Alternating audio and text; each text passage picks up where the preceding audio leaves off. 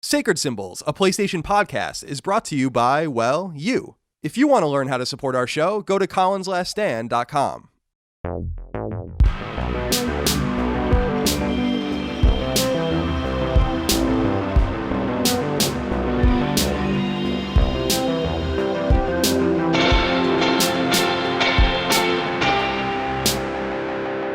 Greetings and salutations. Welcome back to Sacred Symbols, a PlayStation podcast. This is episode 95.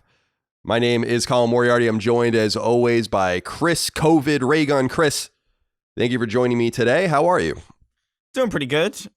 Sleep schedule's a bit messed up, but aside from that, I'm, it's the same old. Yeah, my sleep schedule is totally fucked at this point. It's basically inverted from where it probably should be. But I've come to embrace it. It doesn't really matter. I mean, we work from home. I don't know if it matters to you, but I guess it doesn't really matter a great deal to me. Yeah. What, as far as my business is concerned and getting all the content out. But we did get an extra hour, or at least I woke up and I saw you on Instagram up really late. And I was like, well, I could use an extra hour myself. So we pushed back the recording time a little bit, but I'm glad to find you well. Is everything going okay in your apartment? In your life? Yep. Yeah. Everything's fine. Everybody's, respecting the rules and being safe and all that jazz. Yeah, I saw you had some Sweeney tweeted out a picture of you guys in some Ryu Hayabusa type masks. Yeah, they're pretty good. They're like these black filtration masks. They're for like allergies, but they also kind of just work better than a lot of these surgical masks that people are walking around with, especially for me because these things fog up my glasses, which is something I hadn't really thought of before. Yeah. But these ones don't do any of that, so it's good. When I played hockey, there was some people used to wear, instead of cages, they would wear plastic plates over their faces, which is really common in youth hockey and in high school and in college. And you could buy this spray that you would put on it and wipe it down before you play it, and then it wouldn't fog up. So maybe you need to find whatever spray this was, put it on your glasses, and then even if you had one of those less desirable masks, it wouldn't fuck with you too much. Just something to think about. Yeah, maybe. I didn't even know that was a thing. That seems like it just negates a law of the universe almost. Like, yeah. Huh. I don't know where this mysterious tincture comes from or what it actually is, but yeah, people used to, because we used to sometimes have it on the bench too, and people would take their helmets off and wipe it down. It was interesting. I don't really know why it works, because you would wet the shield and then you would just wipe it all away. And I guess it just, the residue or whatever stayed on it anyway. Weird. Yeah. So glad you're staying safe. Glad everyone out there is doing well. Hopefully, I know things are not abating as quickly as we would have hoped, but hope everyone is doing well, all things considered. We're glad to have you here with us today. I don't know if you saw the day we're recording this, oil prices for futures for May have dropped into negative territory, meaning that, I don't know if they'll ultimately end up meaning that oil companies will have to actually pay people to take the oil from them, which is completely nuts. That's so insane. It's fascinating what's happening. That's actually really bad, because that can cause a lot of disruption in the oil industry and the natural gas industry and our energy sectors around the world, and cause more unemployment. So a lot of people are like celebrating this, but I'm like, you don't want, I was reading something like in the tar sands in Saskatchewan or Alberta, their break even is something like $60 a barrel. So there's no reason to actually extract any oil if you're selling it for $5 a barrel. So it's pretty scary. A lot of and I was reading another story about rent strikes and people are refusing to pay their rent. And obviously a lot of people can't pay their rent, which is understandable, but yeah, it just kind of feels a little apocalyptic right now, but yeah, almost. We also got that stimulus money that we're just going to have to pay back anyway. So what's the point almost? Yeah. Did you end up getting yours? I don't even know if I got mine. I don't know if they even have my new address. So I don't think I got it, and I'm fine. Yeah. I'm fine with that. Just don't give it to me. Yeah, I'm the same way. I don't need it. I'd rather not pay it back later. I'd rather someone else get it, but maybe if I got it, I'll just donate it or something. I don't know. Yeah. But still trying to figure out how to give away more money to the audience in a way that I was saying this on my stream yesterday. By the way, I've been Twitch streaming. Yeah. For no particular reason. How's that been going? That's kind of interesting. Yeah, I am a big, people know this probably by now, but I'm a big G.I. Joe collector. I loved collecting 82 to 94, 1982 to 1994, 3 and 3/4 inch G.I. Joes.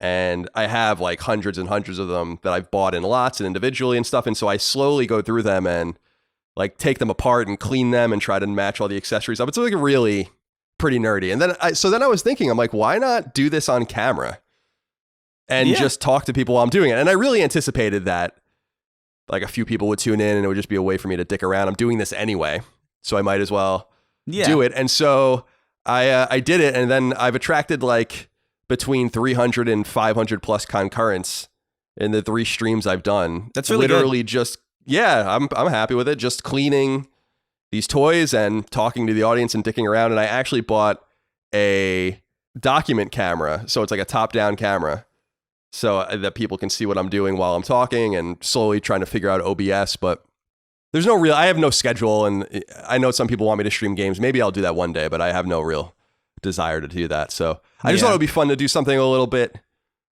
different. Yeah. But what was I saying? I was saying that I said something on a stream.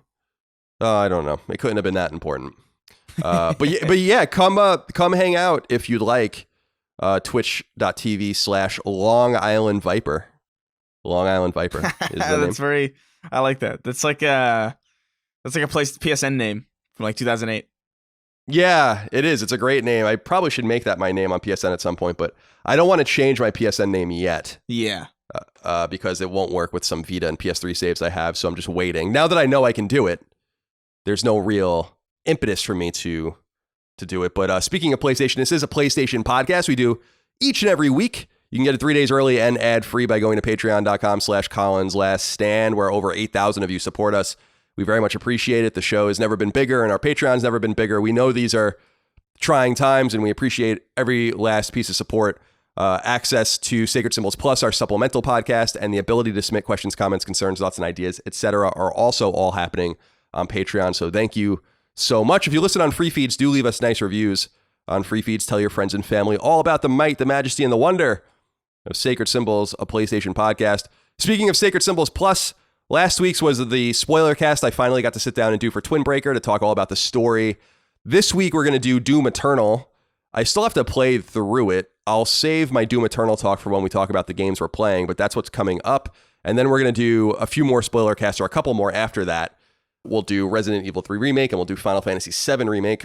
Yeah. And then we're pretty much out of new games.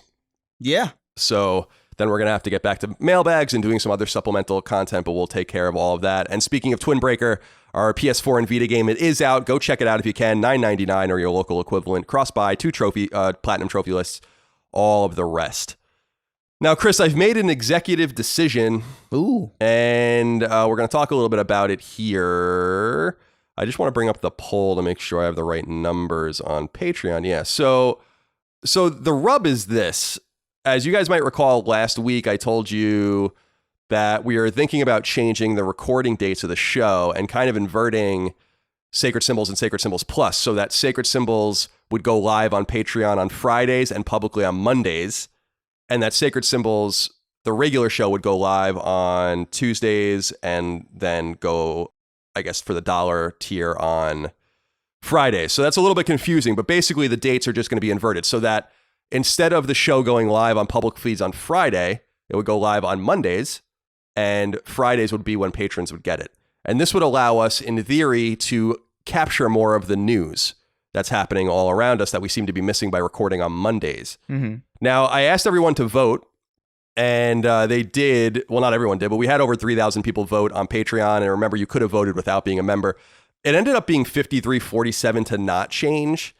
But I'm pretty compelled by the fact that we missed news again to try to just fix this problem so that it's more timely for everyone. Yeah. And so I would like to try recording the show on Thursday and then going live on Friday.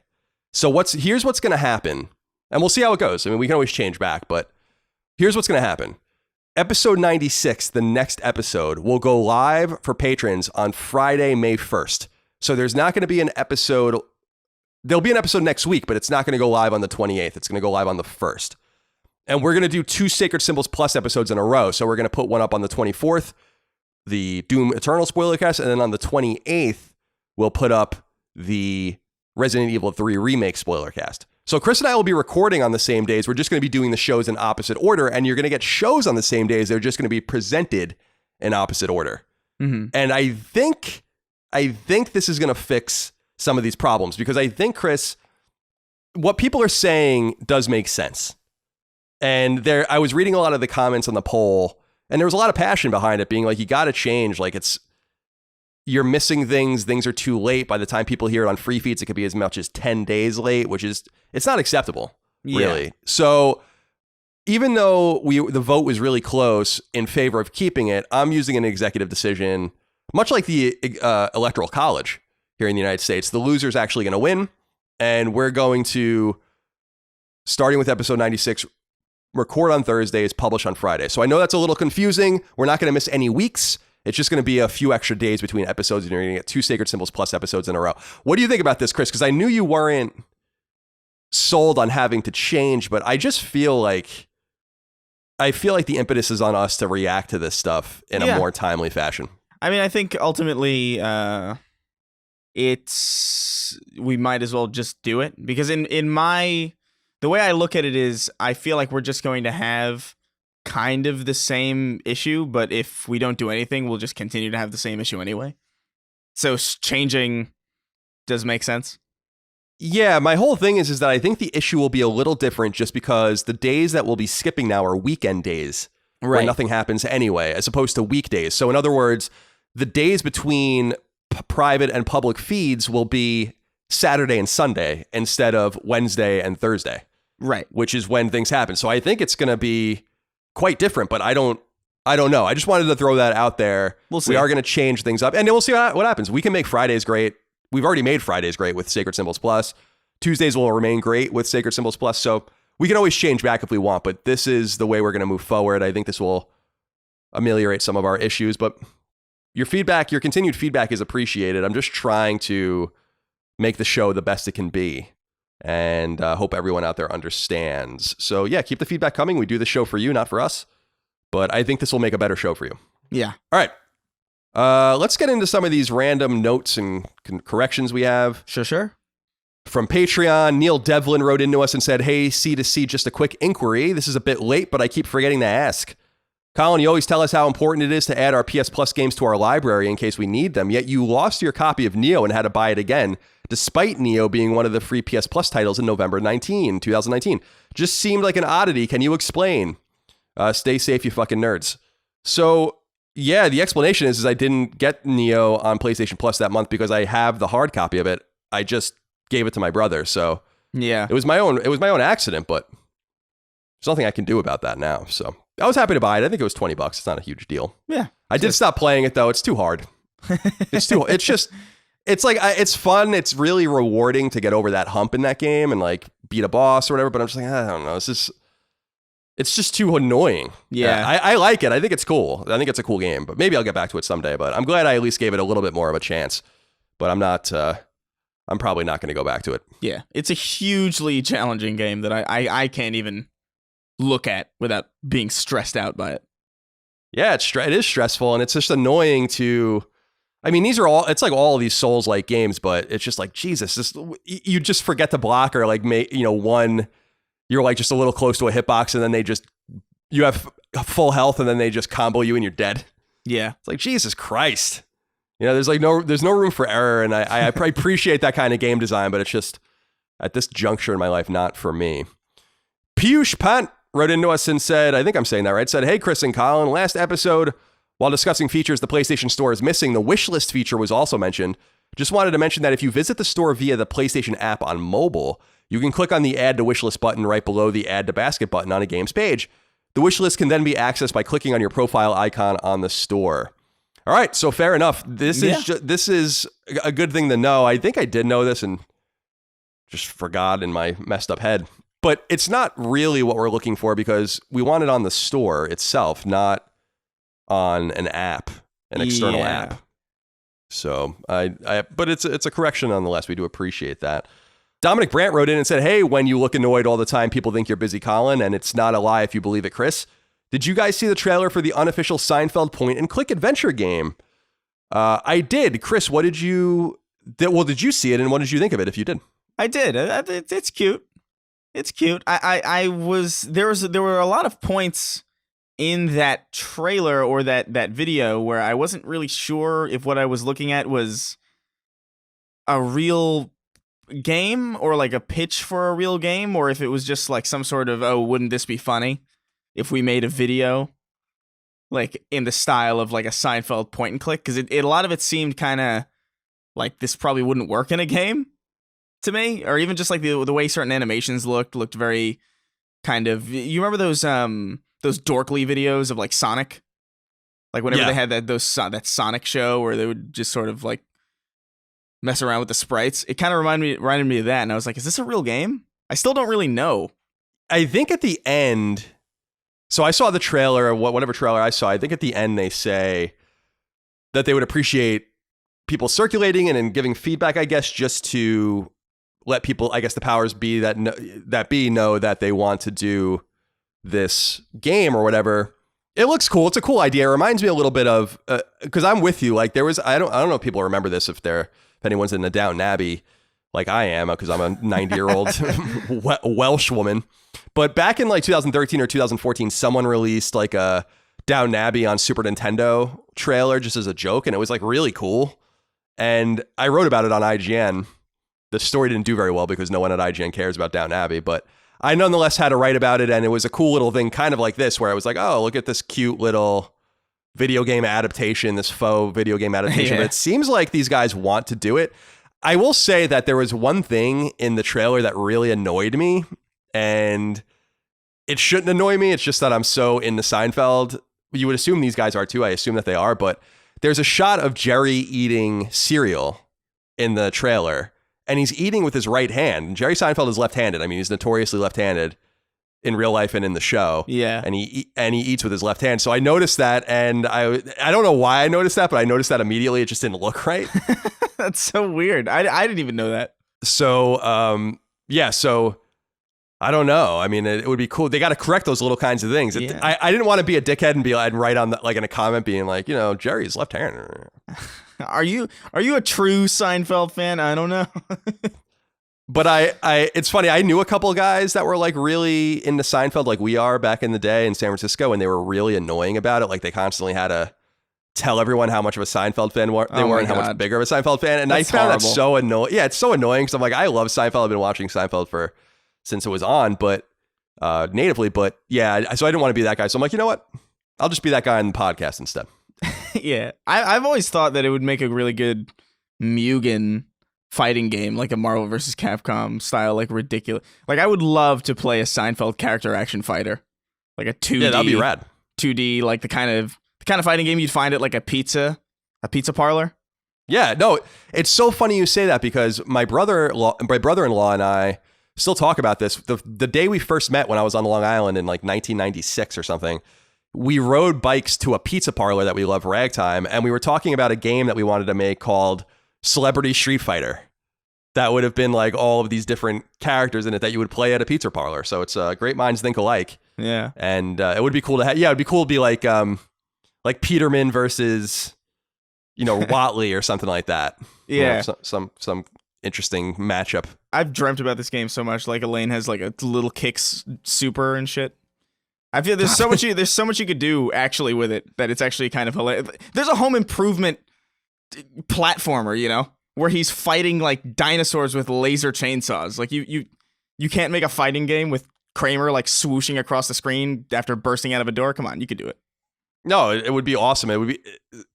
I don't know. Like that would never be licensed, but I don't think that they're smart enough to realize Castle Rock or whoever owns it now are smart enough to realize like this would actually probably sell like a ton of copies if it was done right. People can actually make quite a bit of money doing it because Seinfeld is so huge. But I've said in the past that I'm still convinced that Seinfeld might come back for like a small engagement, few episodes, whatever.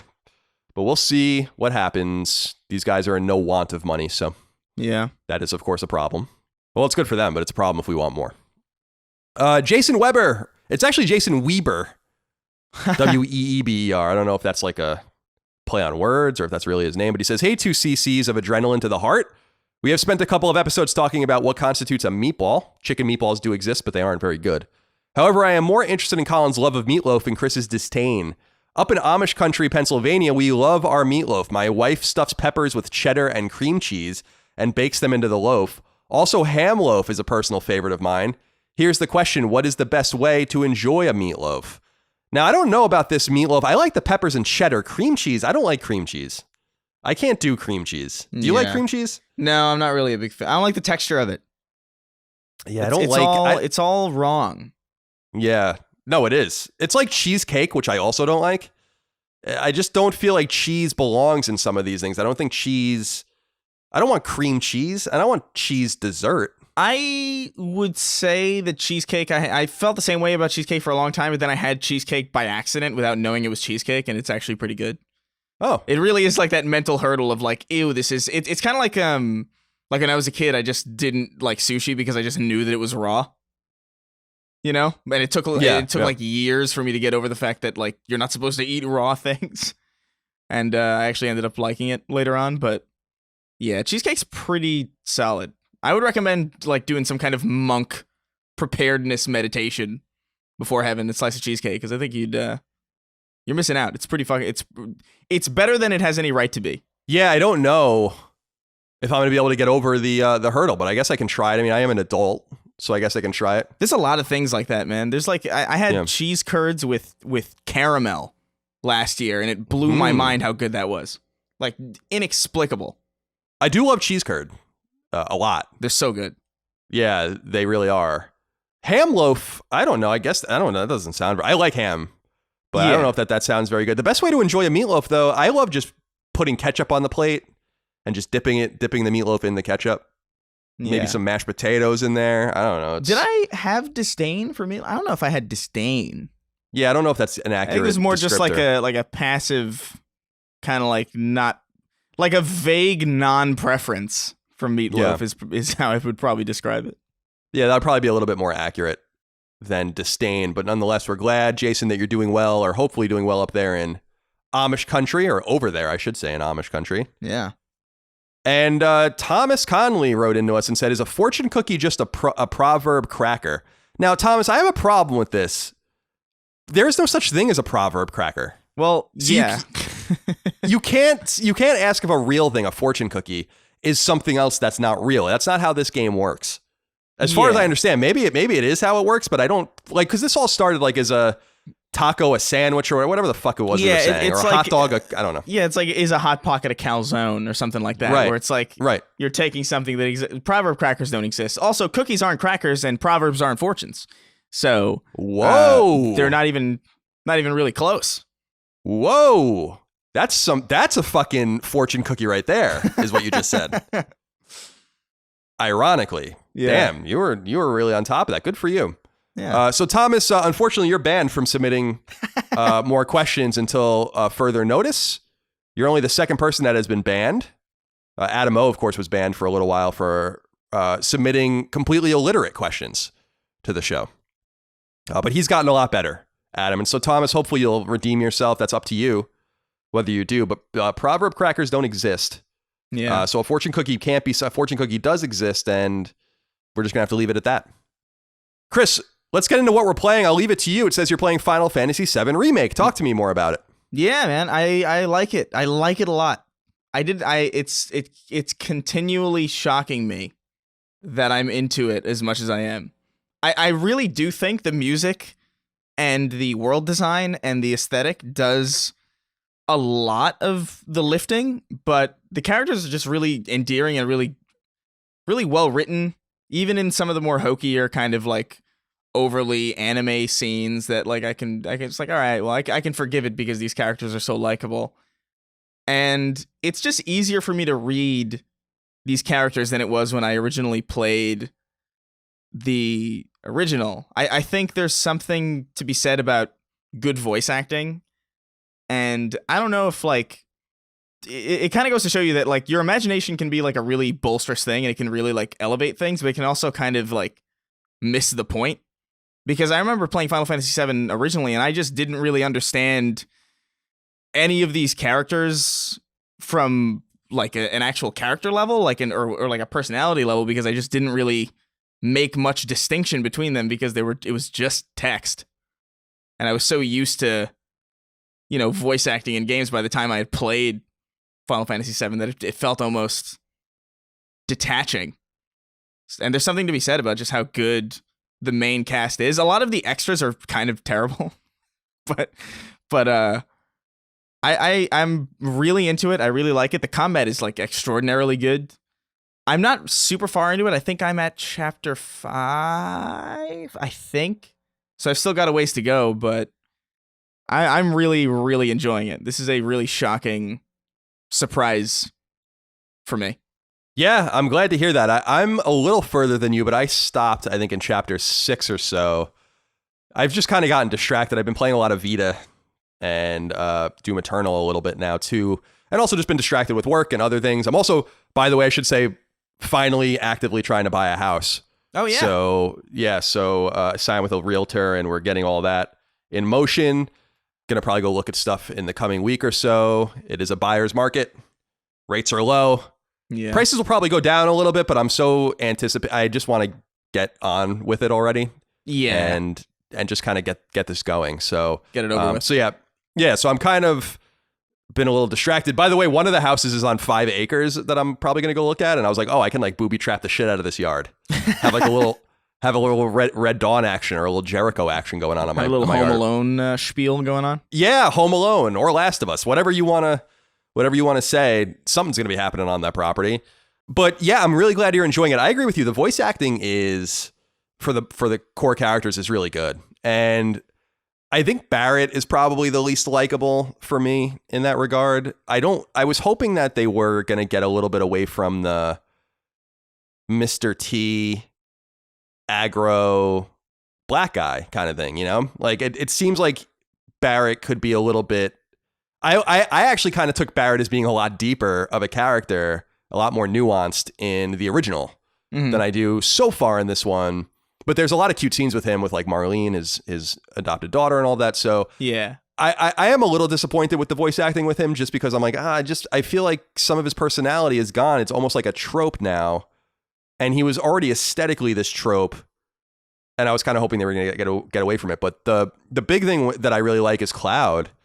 Cloud is really moody. It's really borderline in terms of like if I would be able to tolerate it or not. But I like him. I don't know. I like the way he's slowly breaking out of his shell, and slowly. There's a great scene with him and Wedge and Biggs. I won't spoil, but when he is fighting with them and he finally like comes around and helps them, and he smiles, and yeah, it's interesting.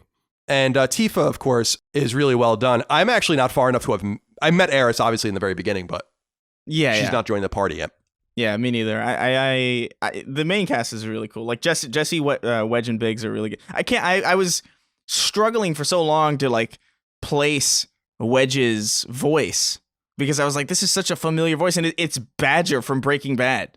Yeah, that's what we said last week. I thought it was that guy. It blew it my does sound mind. like him. Yeah. I was like, what the hell?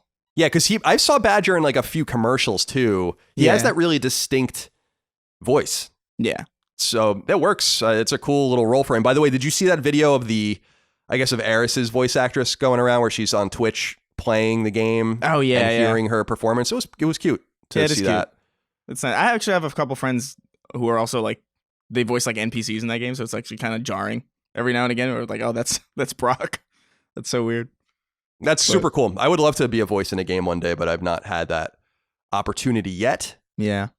But yeah, so I'm glad you're enjoying it. I'm enjoying it too, and you had brought it up, and we talked about it pretty deeply last week, and we'll talk about it on our spoiler cast in a couple of weeks in more detail. But I really dig the combat. I'm really shocked by how much I like it, and there were a few times in the game so far where I died, and I was like, what am I doing wrong? And then I was like, oh yeah, like I should block. You got to work to stagger the enemies, do all those kinds of things, obviously. So there's a little bit of depth there. It's a little button mashy, but when push comes to shove and you use assess and all that kind of stuff and fill out your bestiary, I really feel like it's quite quality driven. It's really pretty extraordinary. It's my favorite game of the year. so far. Not that there have been many new releases, but out of all the games I've played this year, Final Fantasy VII Remake is certainly the game to beat. I imagine Ghost of Tsushima and The Last of Us will be amongst the games to try and beat it, but we'll see what happens. And obviously Cyberpunk comes out later, but we don't even know what's going to be coming after that. So we got a few questions here from the audience, though, that we can get into to explore Final Fantasy VII a little more. Kevin Berger wrote into us and said, "Sup, boys? I'm wondering what you think of the absolutely awful textures that appear in Final Fantasy Remake, especially in the slums area. What do you think of this, Chris?" I did notice that it really is uneven the way this game looks environmentally, which is weird. I don't know if they like ran out of time or, I mean, they had all the time in the world seemingly, but there is a lot of stuff where I'm like, this, sometimes I'm staggered by how good it looks. If you go to Seventh Heaven, for instance, and look around there, I'm like, this looks fucking awesome. And then if you go to into his apartment, I'm like, this looks like shit. Yeah. So it's a little weird. I think I brought this up last time, but like your apartment door is just a flat, like PlayStation 1 texture with like a really crudely modeled door handle. It's really jarring because they had to know about it, because it's if you playtest that game, you've surely had to have seen that door. Like you can't not see it. I've seen it in like Digital Foundry videos. I've seen it brought up in other places. It's like, how did you just forget to texture this door? And if you didn't forget and it just broke, like I wonder what bug you could have that would just possibly just break the door. It's really strange. It is kind of uneven in the way it looks, because sometimes I'm like, wow, this looks pretty incredible. It's like Pixar, like movie quality sometimes, and then you get to these points where it's like, oh, it's almost like they took the PS1 game and like there's like a little hole where you could like look at the old game through it. It's very strange.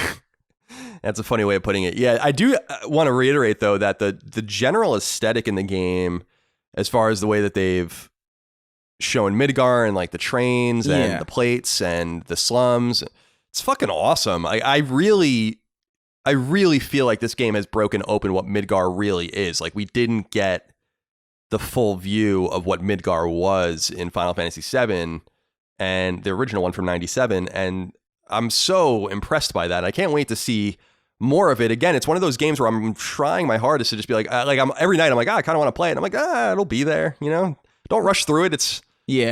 It's not, and I'm like, yeah, that's a good way of looking at it. I do that with good TV shows too. So I really do have to get back into it, but who knows? I got to play Doom and Resident Evil now in preparation for our spoiler cast. Brandon Price wrote in and said, "Hey, C Squared, I am currently playing Final Fantasy VII Remake. I've played the original at least 5 times through and adore the game. I'm concerned though with how much care they've put into this particular section of the story.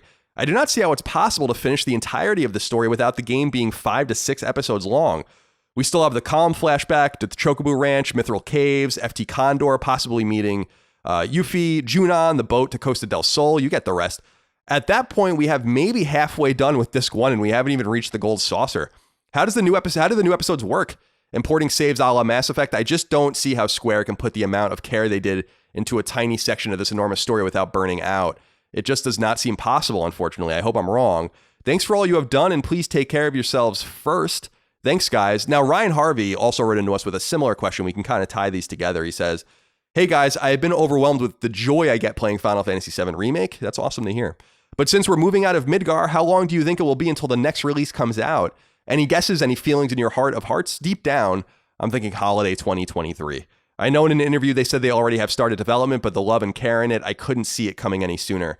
I've been thinking a lot about this, Chris, because Brandon notes about all the things that have to happen still, and he's right. Like, all of the things he mentioned happened before the Cold Saucer, which is not even the halfway point of the game. It does seem like the level of detail they've put into the Midgar section of Final Fantasy VII is astounding, and I don't know. I literally, in my own heart, I'm like, I don't know how you finish this in 10 years. Like, how you even get through this game in that amount of time without conceding or without really drastically rewriting the rest of the game, which is possible. They've already drastically rewrote the beginning of the game, so it's possible that they have no intention of following the same roadmap. But what do you think about that? Because I feel like 3 episodes is enough, but I don't know how they get the rest of the game in 2 in 2 more episodes. I don't know if you have any feelings on that. Yeah, I mean, this is kind of the issue that I was always thinking about before this game came out, where it's like they could get part 1 out, but these next parts are going to be pretty astoundingly difficult to make if this one is if they're just making a full game out of Midgar, then like even I know that that's not a huge part of the original game, like not even close. So like if I know that and everybody knows that, and you've put this much time and effort into Midgar, yeah, it's going to take probably like a decade or more to get through the rest of the game, and I just don't know if they're ever even going to find that funding, which is why I'm pretty confident that you're probably not going to see this thing finished, or if you are going to see this thing finished, you're probably going to get a drastically different Final Fantasy VII, which is something that I don't know if people really want. What's your feeling on timing for the second one? Do you think that Ryan's contention of holiday 2023 is accurate? That actually seems reasonable. That seems like a completely reasonable timeline to me. 3 years. Yeah, so. I think so. I would guess a year after. I would guess 2024, just because, again, like the amount of detail here is just kind of staggering. I'm sure they have the base model of the game kind of done. They have the framework kind of in play, and I'm sure they have, you know, all the combat squared away and all the characters probably squared away. But I don't know, man. This project has been troubled for a long time, so I don't see any reason why it wouldn't just continue to be kind of not exactly managed greatly. Yeah, there's something about this game that requires an extra layer of polish because of the expectations. I think that they've met, and in my case, exceeded expectations with this particular entry. And so if you want to keep that going, then you're going to have to take an equivalent amount of time. It's important to note, of course, that when we first learned of this game, a different developer was making it. It was obviously fucked up. We can probably shave a couple of years off just from that. Mm-hmm, yeah. And obviously, like you said, the models are done, the roadmap's done, and they have admitted, as the letters did say, they've talked about how the next game is already in development. But I really feel like you can't rush these things out. I think like anticipating, for instance, a holiday 2022 release is just, that's too much. And I think 2023, I would say, 2023 at some point is probably reasonable. But then that only gets us to, let's say that only gets us to the Gold Saucer. Then you're looking at 1 or 2 more episodes after that. That is a problem. And I don't know that they bit off more than they can chew. They might be very glad to bite this off and extract this over more than a decade and rely on this revenue stream. But is there going to be diminishing returns over time? Maybe they can keep selling the original version of the game and the first part of the remake to help fund it. But a lot of the leadership of these games are also leadership on other games. They're definitely not going to want to work on this forever. And in fact, I think some of them were complaining that they had to do it in the beginning. I think it was Katase who said that he didn't even know he was producing the game until he saw it in a internal presentation. I mean, the entire thing with this game has been really unorganized. So I don't know. I don't know what's going to happen here. As far as the saving is concerned, Brandon brought up, we talked about it last week. I think you will see some importing, but I don't know exactly. I don't think it'll be decision importing. It might be leveling or equipment or materia, something like that. But it's an important thing to think about. I mean, I think that once the high from this game diminishes and this game sets into the background, people are going to start wondering, like, where is the next version of this game? And I think it's too lofty to expect that we're going to get it before 2023. And like Chris said, maybe 2024, unless they sacrifice their vision, which I think is a huge mistake because they've set the bar so high here. Yeah. Now you've got to meet and exceed it. The game just gets crazier outside of Midgar, gets even more interesting. You meet the rest of the characters like Yuffie and Vincent and Sid, Kate Sith. So there's a lot still going on here, and I don't want them to sacrifice that. Yeah. If I was betting, I would probably say spring of 2024. Okay. So that's 4 years from right now, about. Yeah. Right. 1, 2. Yeah. So we'll see. It's possible. I mean, AAA games take 4 years to make often. So I don't see why this would be any different. But like Chris said, they also do have the framework down. That might cut them a year of slack, but then they're going to be porting it because it's not going to be a PS4 game at that point. So I don't know. We'll have to see what happens. Plus, they're porting the game to Xbox One. That's being done internally. So I don't know. It's a lot of work. See. It is a lot of work. All right, Chris, I've been playing, so I beat Killzone Mercenary on Vita on hard, so I kind of put that game aside. It was fun to play through it again. I've been playing Doom Eternal, but I only played it for a little while. It's really fun and fluid, and I'm playing it on normal difficulty. I find it pretty hard. It's definitely a really hard game, like intrinsically. But I don't mind hard games. I think that'll be cool. It's interesting to play a game. You like don't aim down the sights. Yeah. In this, which is something that I have to unlearn in a shooter. Like I like aim, obviously everyone likes aiming down the sights in shooters. So it's fast, it's fluid, it runs well, it's wacky, and I'm looking forward to talking about it. I got to get through it. How long is it? How long is the game? Oh my God, Doom Eternal. I'd say, I think I got through it in about, oh man, maybe like, I'd say like 12 to 14 hours. Oh, okay. That's not too bad. Yeah. So then I started picking up at night. So I've been watching TV at night and just laying in bed. And I downloaded again Hotline Miami on Vita. Now I played and beat it in 2013 when it came out, but I've been playing it again, and it's just really a special game. I wrote on Twitter that there's something really... everything about the game is remarkable and unique. There's like no part of the game where it's like, oh, this comes from that or this comes from this. It's just like everything about it is unique to that game. And I love it. I forgot how good it was and how interesting and weird it was. Are you a fan of Hotline Miami? Yeah. Yeah, no, I loved it. The soundtrack is in particular is really good. Oh, it's awesome. It's really cool. The story's weird. I like the lo-fi, like almost bad graphics. Yeah. And the combat is central to the game, is really fun and rewarding and zany. And fast. And fast. And it's all combo driven. It's a little annoying trying to get A+ ratings. You don't really know what the fuck to do sometimes. So I've kind of tried to just let go of that. But the different masks and the different weapons, and I don't know. There's something really cool about it. And it's cool to go back to it. So I downloaded that and I re-downloaded Hotline Miami 2 to jump back into it as well. Ben Hayner wrote into us on Patreon and said, posted this a while back as a comment or question, but you all weren't having it, but saw Colin's tweet about Hotline Miami, so thought a good time to resubmit. What's up, CC's Pizza? I recently bought Hotline Miami on Vita for less than $3 on the PSN store. What a game. Any thoughts on the sequel? I'm thoroughly enjoying the first one, but taking my time with it, but would love any other great recommendations for when it's finished. I bumped up my pledge to the $5 mark. You're welcome, you fat piece of shit motherfuckers. Wow. Keep up the great work. That seems a little harsh. Yeah. Ben, I don't know why you're being so mean to us, but we appreciate you writing in. Thank you. And thank you for your support. Glad you're enjoying Hotline Miami.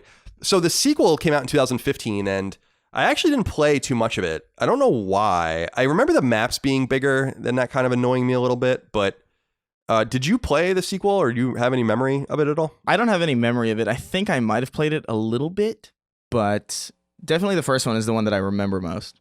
Yeah, I remember the first one really well. It's fun to go. It's nostalgic because I was at IGN when it first came out, and it came out. First of all, it's perfect on the Vita. I will say that it's one of those games. I'm not just saying that because I'm a Vita guy. It's perfect on the Vita because you can use the touch screen to kind of like scroll around the stage and like look around, and I think Hotline Miami, because I played it on PC. It was originally a PC game, as people remember. It was later ported to consoles and came out on PC in 2012. And it was a big hit then. And I just feel like Vita is where it lives and like where it's at home. It's one of those games. So it is also one of the best-selling games ever on Vita, Hotline Miami, in case anyone's curious. So that makes a ton of sense. So the sequel is out, came out in 2015. It's probably could be had for a similar price. You can read reviews on it. I think a lot of people did like it as well. I think it kind of elaborates on the story. I think it's a little longer and a little deeper, but it's one of those examples, because we talk about this pretty often on the show, where I think that developers wait too long to make sequels to games, and then it doesn't really have any relevance when it comes out. I like that they just immediately was like, yeah, let's make a sequel to Hotline Miami, and then we can move on. I think that's the way to do it. As George Costanza says, we live in a society, but it's actually more than that. We live in a 21st century society, and 21st century societies have different expectations than the days of yore. We get our groceries delivered, we hail ride shares, and we can order just about anything online and get it at our door the next day. So why wouldn't we also have 21st century expectations for our mobile coverage? Our smartphones have exponentially more power than the Apollo spacecraft, but we still tether ourselves to a 20th century relationship with our providers. That's where Mint Mobile comes into play.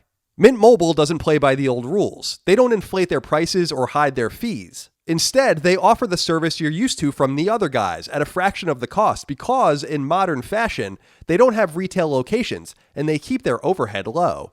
That means savings is passed directly onto you instead of into a labyrinth of back-end costs that frankly shouldn't be your problem, but all too often are. For just $15 a month, that's right, $15. You can get unlimited nationwide talk and text, and you can choose a plan with the right amount of 4G LTE data for you.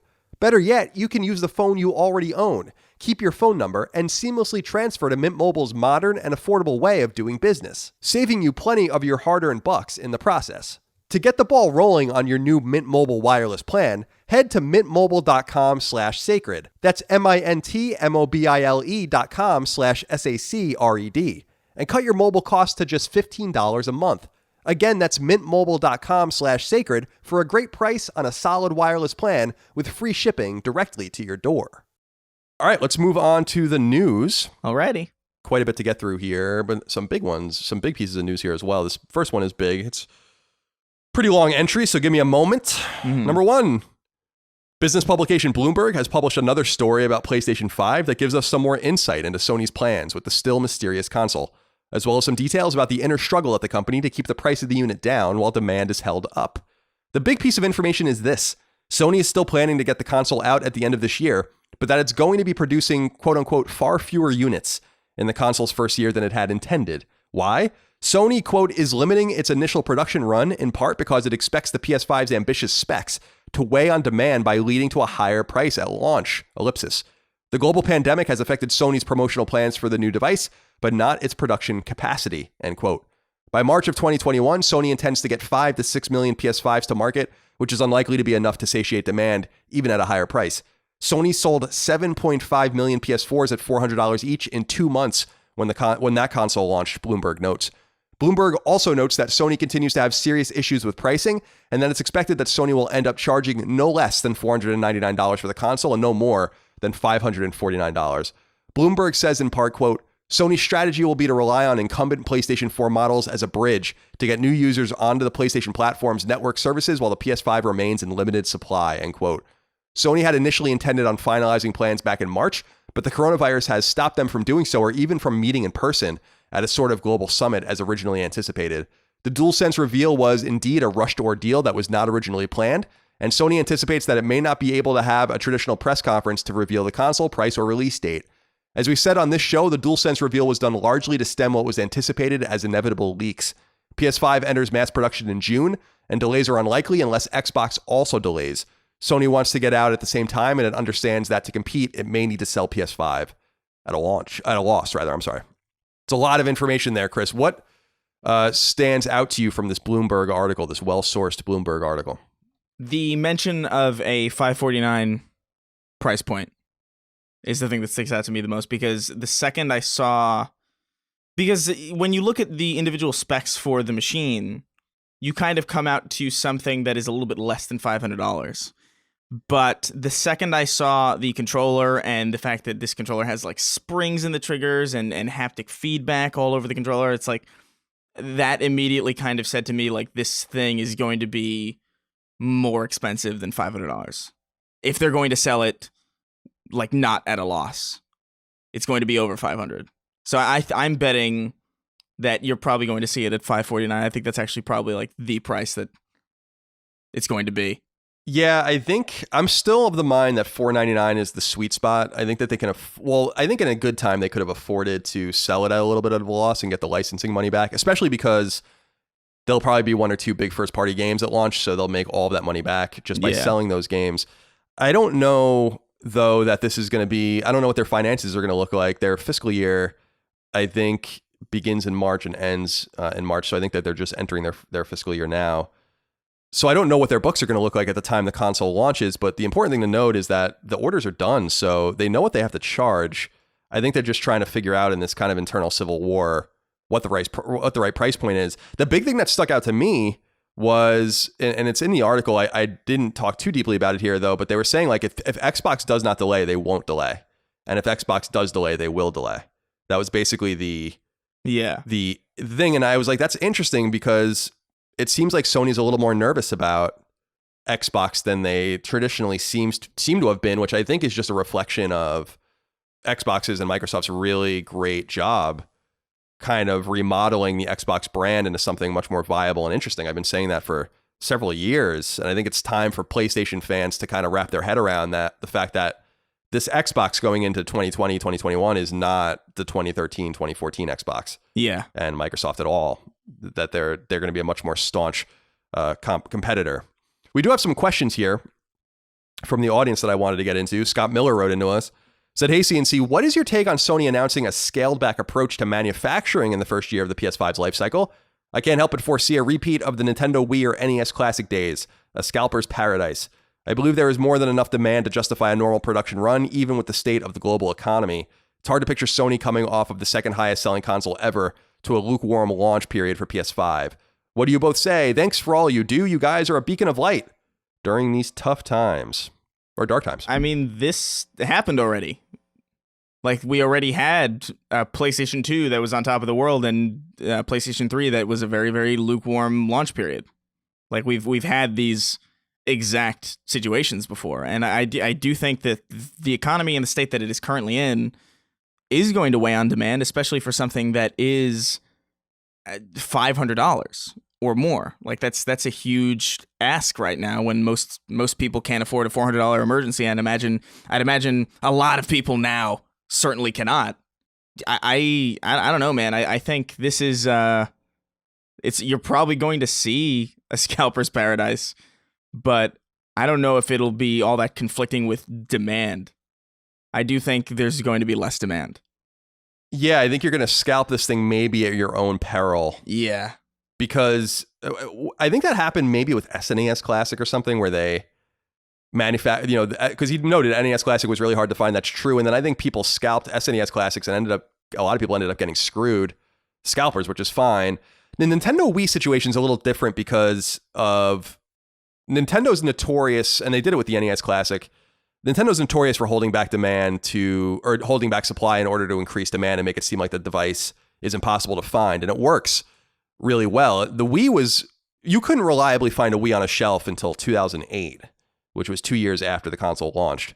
I remember seeing one for the first time in the store and being like, whoa, it was after I had one already because my friend worked at Nintendo and got me one at the employee store, which I was really grateful for. But I remember buying it. I just bought it and gave it to my brother because I was like, wow, like, here it is. I can't believe it's even here. I think it was at Target or whatever. Yeah. But Nintendo does that strategically. I think the strategy here is a little different, though. Sony's strategy, I think, is that they don't want these things sitting on shelves. I agree with Chris. I think that demand is going to be intrinsically and demonstrably lower because these are expensive devices. This is not even going out to a nice meal or whatever. Like Chris said, half of American adults can't afford a $400 emergency, and this was during when the economy was good. Things are much worse now, so they're launching this thing in a bad period, which is why I think it's stupid not to hold it and release it next year. And I still think that that's possible that they do that. And so I don't want them to get they can do whatever they want. I don't really care what they do, but if they manufacture too many consoles, they risk, like Chris said, a situation where it could be more like PS3, where PS3s weren't really difficult to find. One of the SKUs was hard to find originally, but it's that like you want to have this feeling of like, oh, you can't find them, they're not on the shelves, and the normal consumer rather is not going to know that they're manufacturing like a fraction of what they manufactured for PS4, and which they sold through those really quickly too. We'll recall that the PS4 was launched in America first, and it sold 1 million units in one day. They're only manufacturing a fraction of the original unit run. They said here, Sony sold 7.5 million PS4s in 2 months. It seems like they're going to make fewer than that, and it's going to cost more both in real money and in inflated money. So I think it's important to keep in mind what Chris said, which is that the economic reality by the fall could be dire. I mean, it's already really bad now. We were talking about oil prices and the drag that's going to have, and rent forgiveness and all this kind of stuff. I mean, this is not a situation where people are going to have disposable income. And so I think keeping supply low is probably smart. And I do think people are going to try to scalp it. And there's always going to be people that are willing to pay what scalpers want, especially initially. But I really do think that's going to be a perilous situation for them. Yeah. But I don't know, man. I feel like this is not necessarily a bad move to limit manufacturing just to keep their own costs down too, because they already paid for the units, components. But I don't know that you want to have these things just sitting around and maybe just getting them out slower. I did read that apparently they do want to do a global launch this time, which is much different again than what they did with the PS4, where they launched it again in America first, and then Europe, Japan actually got PS4 pretty late. And I don't think that they want to do that again. So if the limited supply is only going to be a problem if they really do that global approach where they want to have it available everywhere, then you might have some sort of major issue. I think what would be cool of them is to show the console soon, and put up pre-orders before they even get any further into manufacture. That way they might have some sort of anticipation of what at least the pre-order satiation will be. Because if I don't get a PS5 at launch, I'm going to fucking kill someone. Just letting you know right now. Yeah, it's going to be frustrating. But I think if you're just available and ready to go on Amazon at that time, you'll be good to go. All right. Sean H. wrote into us and said, hello, two humans who will fall to Grimace's wrath. Fuck does that mean? Grimace like the McDonald's? Yeah. Grimace? Oh, it's the only other Grimace. This has been on my mind for a while and isn't a new thought, but with the article from Bloomberg coming out about the limited release of the PS5, why are people acting like $500 is a lot for a console? This is an item that will be used a fairly large amount for 5+ years. I always hear the counter argument of phones being used for so much more than a console, but I don't agree. Consoles are used for streaming such as Netflix and Amazon, movies, video games, single player, and online. I feel like we get just as much use out of the console as a phone, just in different ways. This is coming from someone who worked for whatever he wanted and values his dollars. I can't help but think if you complain about a console being $500, but say it's fine if it's $400, then maybe you should be having better control over your finances and prioritize the things you want or need. Gaming is not a cheap hobby by any stretch.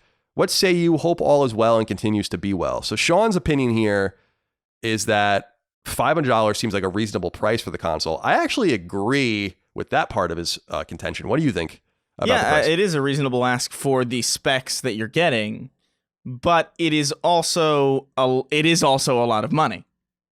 Like that's not like a small, like you wouldn't drop $500 just willy-nilly.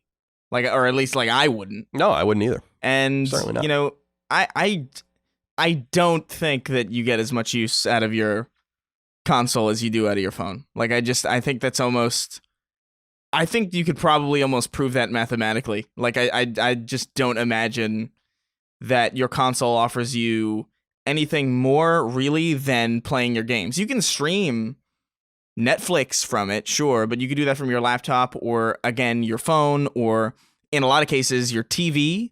Now you could just do that through your own display. You could do that through your computers, through your laptops, through your iPad. Anything that you have can stream Netflix and Hulu and all this shit. But like, if I lost my phone, that would be like a devastating day, because that's a lot of information that I no longer have. That is information that I have to worry about whether or not it's like saved to the cloud. It's a lot of financial information. It's a lot of it. That is a huge. Your phone is arguably an extension of yourself. It's arguably like equivalent to your ID now. So when you lose a phone, like that's a big deal. If you wake up one day and your PS4 is missing, that sucks.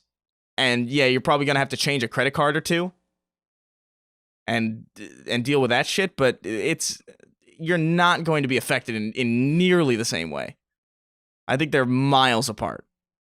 Yeah, I agree with you. I think that you can't really compare them. I mean, I think that there's some functionality that crosses over. Yeah. Streaming, gaming, all those kinds of things, communications and all that. I totally get that, but I think that they're different devices. One is less essential. A phone is twice as expensive as a console or more. And I think that that's actually reasonable. I mean, I think about the phone. Well, let me back up. We both grew up in a time when at one time you could get your phones for free or like greatly like reduced in price if you had contracts and stuff. And that era is over. And a lot of younger people are not even growing up in that era anymore. So people are holding on to their phone more. And I think that, and for longer periods of time. And I think that it's caused people for the first time to actually think about how much things cost. It's actually really similar in some way to like health insurance, where if you have a job that pays for your insurance premiums or copays or whatever, not copays, but your premiums, then you don't really think about what it even costs, which is why I think that stuff is so expensive, because you never really see the cost. Only a fraction of people really see the cost. And it's the same with like college education and stuff like that. So I think with phones, people are starting to be like, wow, these things are really expensive and we don't need them as often. And I don't really blame a person for feeling the same way about a PlayStation 4 to PlayStation 5 segue, especially if there's no compelling games. I think that there will be compelling games, but this is what they say. This is another interesting thing in the write-up, Chris, and I wrote it here.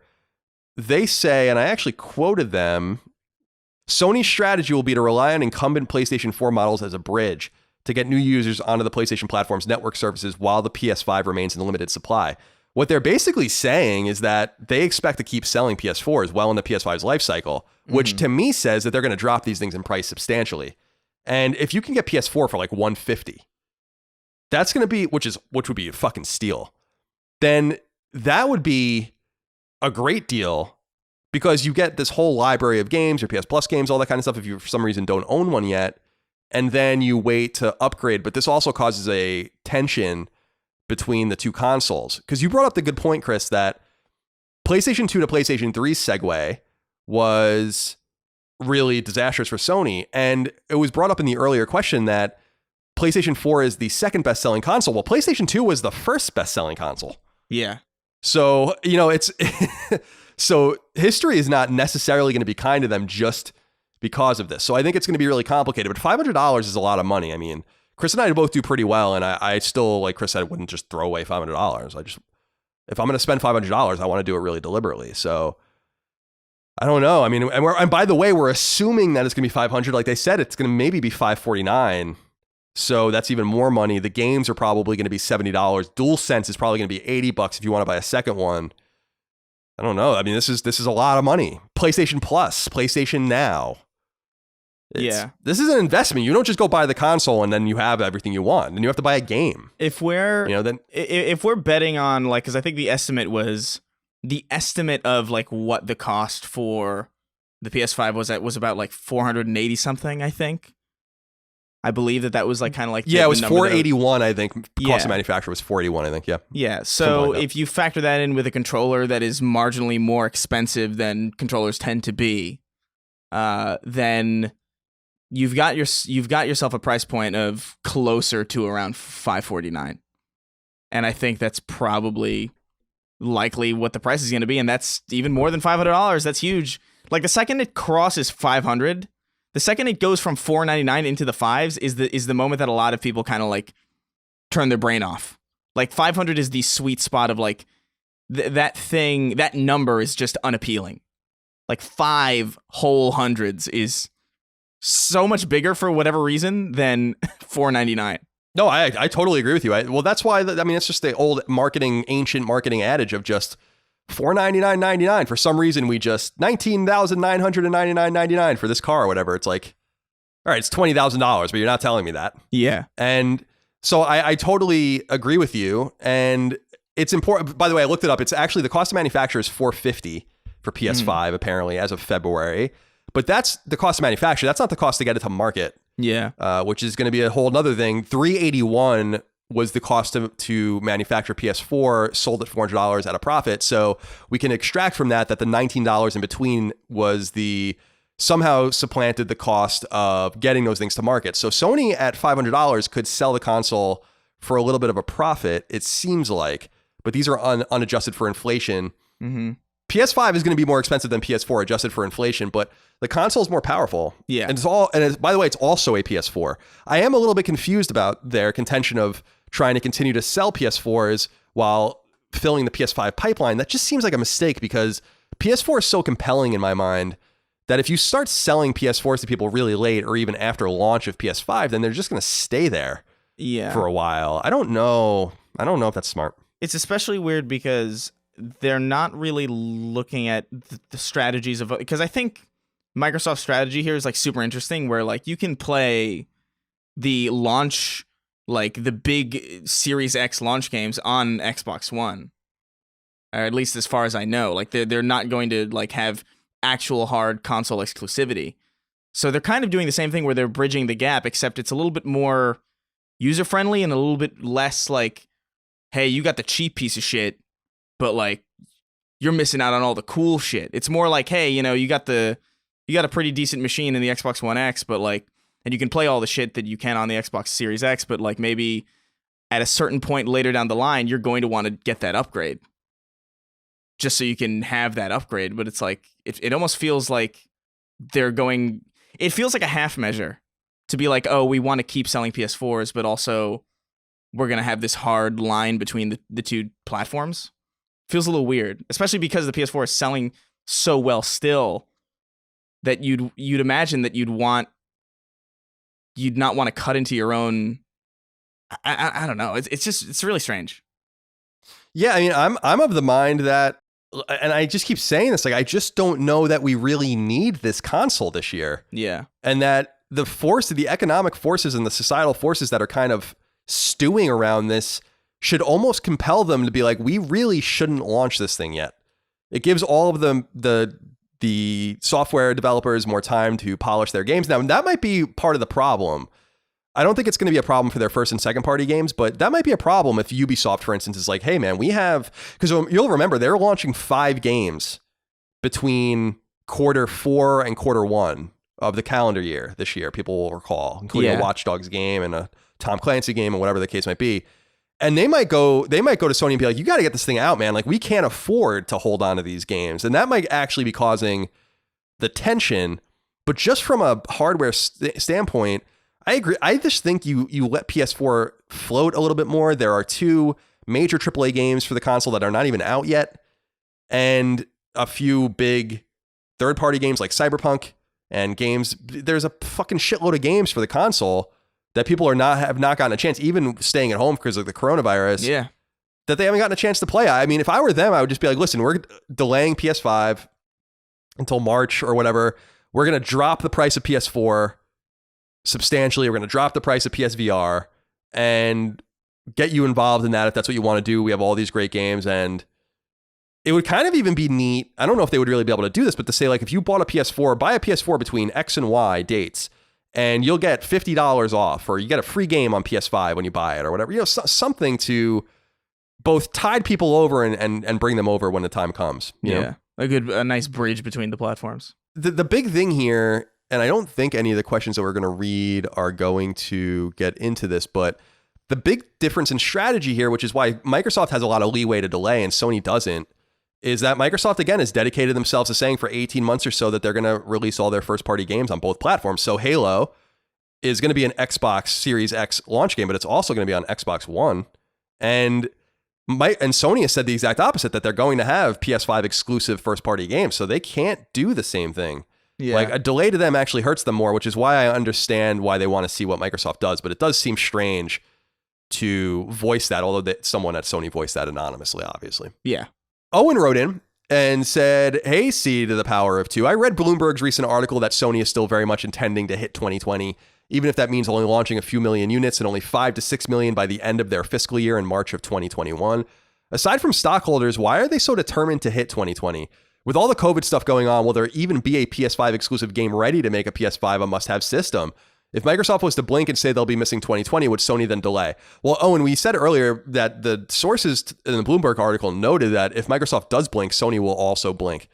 But Owen brings up an interesting point, which is the kind of more semantic economic reasons. Yes, Sony stockholders might have a lot to do with this too.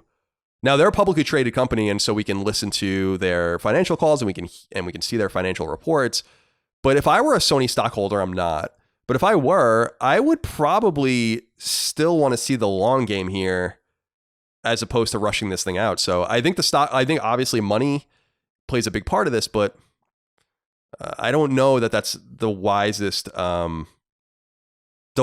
thing to like try to get the money into under the fiscal year before March of 2021. Seems arbitrary in an economy like this. They should be lucky. They should feel lucky that they're selling anything at all. Yeah. At that point. So I don't know, but it is a good point, Owen. I wanted to bring that up. And finally, Dwayne Hankins wrote into us and said, "Hi, Colin. Hi, Chris. I can't imagine there's ever been a worse time to put out a new console given supply chain issues, the economy, and COVID-19. Are these consoles too far down the runway to change course? Would either company just say, quote, look, now's not the time to put something new. We're going to come back in 12 to 18 months when shit is better and have an even more powerful machine to share with you," end quote. I clearly don't know enough about engineering side of it, but waiting for a slightly more powerful version of this console in a year when it could be cheaper or more powerful is fine with me. The PS4 is running great. My backlog is still long. We have 2 exciting exclusives to look forward to in addition to games like Cyberpunk, etc. And it can only help the launch library of the PS5 to have the extra time. I certainly wouldn't ding Sony for waiting till we get through this. What am I missing? Well, the big thing he's missing, Chris, and I know you know this, is Sony's already paid for these components. The PS5 is not going to change. It is what it is. Yeah. And they have custom chipsets made by AMD and others. They don't just go on a market and say, like, we're going to buy 10 million motherboards or whatever. These are all custom made for their console. And they can't change it now. It's too late. We know from the Bloomberg article that they're manufacturing starting in June. People are speccing to this console, speccing their games. The console dev kits are now going out in finalized form. You can't go back. It's done. And so that is one thing that I guess is an impetus for them to get it out, is to say, like, if we wait any longer, this thing's going to look more technologically unsophisticated. Yeah. So that's a problem. What do you think, Chris? Do you think that he's missing anything else, or do you think that's the major piece of the puzzle? I think you hit the nail on the head. You don't want to put the Xbox One out like in 2015. It would be woefully underpowered. Consoles already are kind of woefully underpowered compared to a lot of like high-end PCs at the time that they launch. So imagining just holding off for like a year or potentially more, God forbid, God knows what the hell's going to happen. But God forbid. As my parents would say. I just think like you don't want to really wait in that regard because you can't really change anything. I still say that, like, if I was in charge, I would push to maybe spring. I would be like, hey, this thing's gonna come out in spring instead. It's not like a full year, so it's not that, unsophisticated looking by that time, and it's still relatively close to the launch date anyway. While giving you a little bit of leeway as to figure out what the hell's going on with supply chains and what the hell's going on with the economy, and like give people some time to get back on their feet. Because I think a point that's also worth taking note of is the fact that, like, we've got a lot of games coming out on PS4 already. Like, we've got Cyberpunk, Ghost of Tsushima, Last of Us Part 2, theoretically.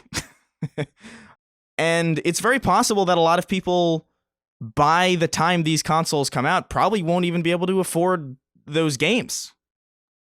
Like, they might need even more time to get to those games in the first place.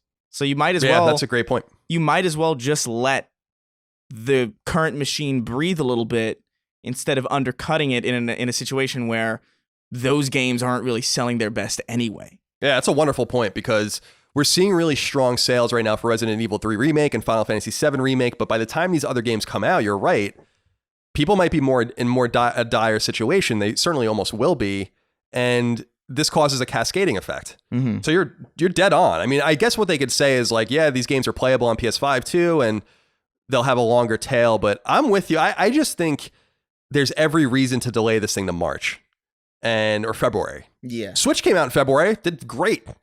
I don't think that that's a bad time to release it, and then this gives people a little bit of time to recover from what's going on. I think maybe what they're looking at, though, Chris, is on the other side of it is like, what if the economy gets worse and we didn't get this thing out, and then we really don't know what to do with it at that point? And so maybe that's a thing too, where they want to just be like, we got to just get it out and worry about it later. But it seems like they're planning on doing just that, and we'll see how it all shapes up.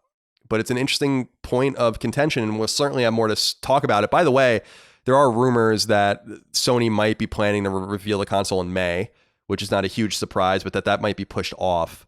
So we might have more information soon, including what the box looks like.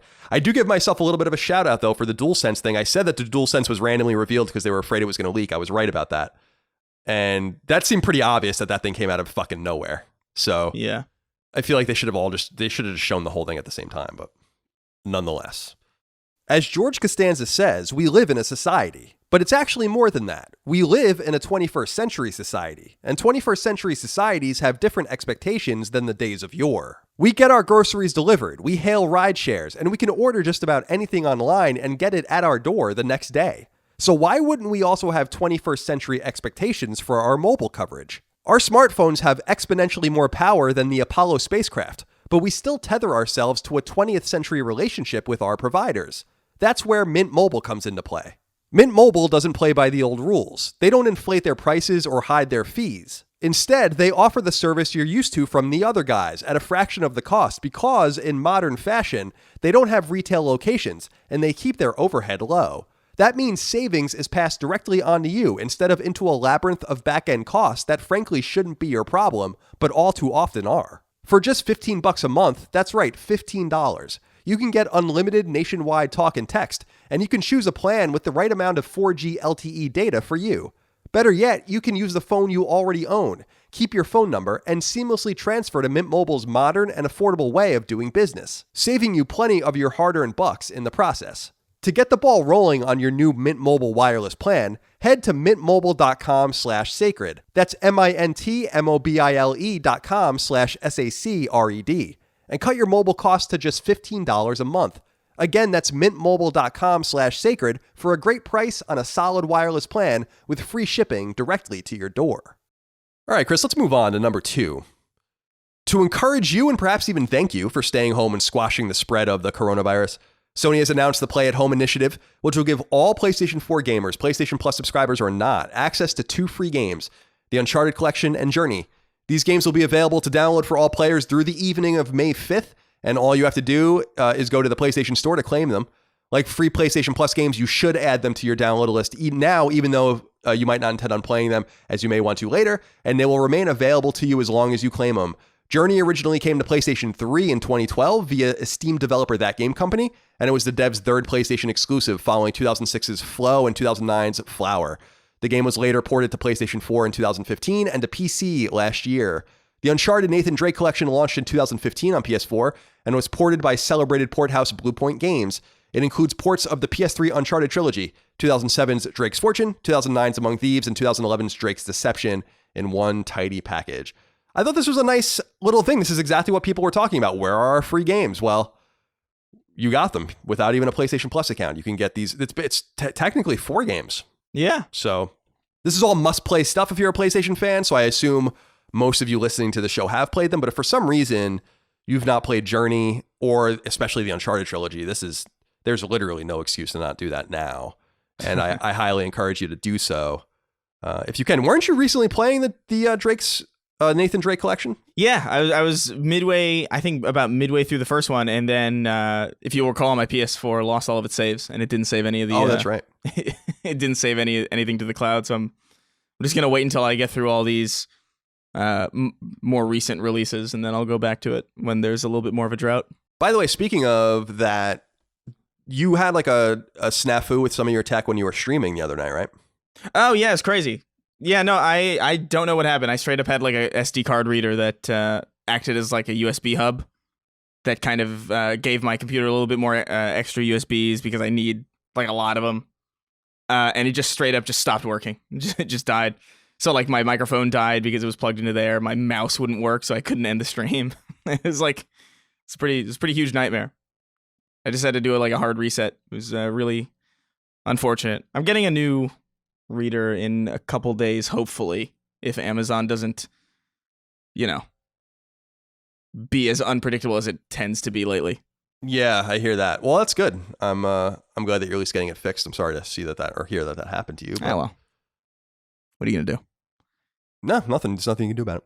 Number 3. If you've seen some fresh filings online for once PlayStation exclusive games going to PC, fear not. Sony says these filings were made in error and don't represent real products. Website IGN reports that new pages on Amazon France for PC versions of Bloodborne and Days Gone aren't real. Quote, the listings are not accurate. We have made no announcements to bring these games to PC, end quote. From Software's PS4 exclusive Bloodborne is one of the console's most acclaimed games, exclusive or otherwise, and came out in 2015. Days Gone, long in development at Sony-owned Sony Ben, came out just last year in 2019. Interestingly, Amazon France also listed another PlayStation exclusive coming to PC, though it's not a first-party or Sony-published game. Persona 5 was listed as coming to PC, but publisher Sega likewise denied the veracity of the listing to IGN. Persona 5 came to PS3 and PS4 in Japan in 2016 and to PS4 in 2017 in the West. The Enhanced Royal Edition came to Japanese PS4s in 2019 and Western PS4s in 2020. As we already know, Sony is porting Guerrilla Games' developed Horizon Zero Dawn to PC, a once PS4 exclusive that came to the console in 2017. So it's now not outside the realm of possibility that more games will be behind it. And Amazon France does actually leak plenty of real games well ahead of time. So Sony may be being evasive in their response. The reason I wanted to bring this up, Chris, is I don't believe them. Their quote to IGN is, "The listings are not accurate. We have made no announcements to bring these games to PC." Why would Amazon France, which again notoriously leaks everything, put Bloodborne and Days Gone PC versions on there if they weren't real? Those specific games, those are the only two that came up, Bloodborne and Days Gone. Yeah. I think these games are coming to PC. What do you think? I would, of the PS4 exclusive titles, those make the most sense to come to PC. Like Bloodborne, I always felt that it was weird that Bloodborne was stuck on PS4 anyway. It feels like it's a Souls game ultimately, and it feels weird that it's stranded on a platform that just isn't available for everybody to play, especially because it is a great game. And I think especially Days Gone is one of those games that probably didn't do as well as they had probably initially hoped. So getting it in the hands of more people is probably a good idea, especially. And look, man, I know a lot of people are probably like a little bit purist about this stuff, but like you also have to take into account the situation that we're also currently in, where platform agnosticism is not only like a positive thing in a lot of people's perspectives, it's also something that's like that public opinion polls well on. And we're also in a situation where hardware isn't really selling as well as it would otherwise because of all of this virus shit. So yeah, you want your software to be as abundantly available as possible without undercutting the value of your brand. And I think games like Days Gone and games like Bloodborne are kind of pretty good test beds for that, because they're not really, they don't have the same history as like a God of War or like an Uncharted or a Last of Us. Like if those went to PC, that would be wildly, I don't see why they would do that. But these games, I understand. Like they make sense from a strategic perspective to me. Yeah, it seems a little quick for Days Gone, but Bloodborne, I agree with you. From Software has found a huge audience on PC with the Dark Souls games, and I'm sure they're eager, even though they don't own the IP, to get the game out there.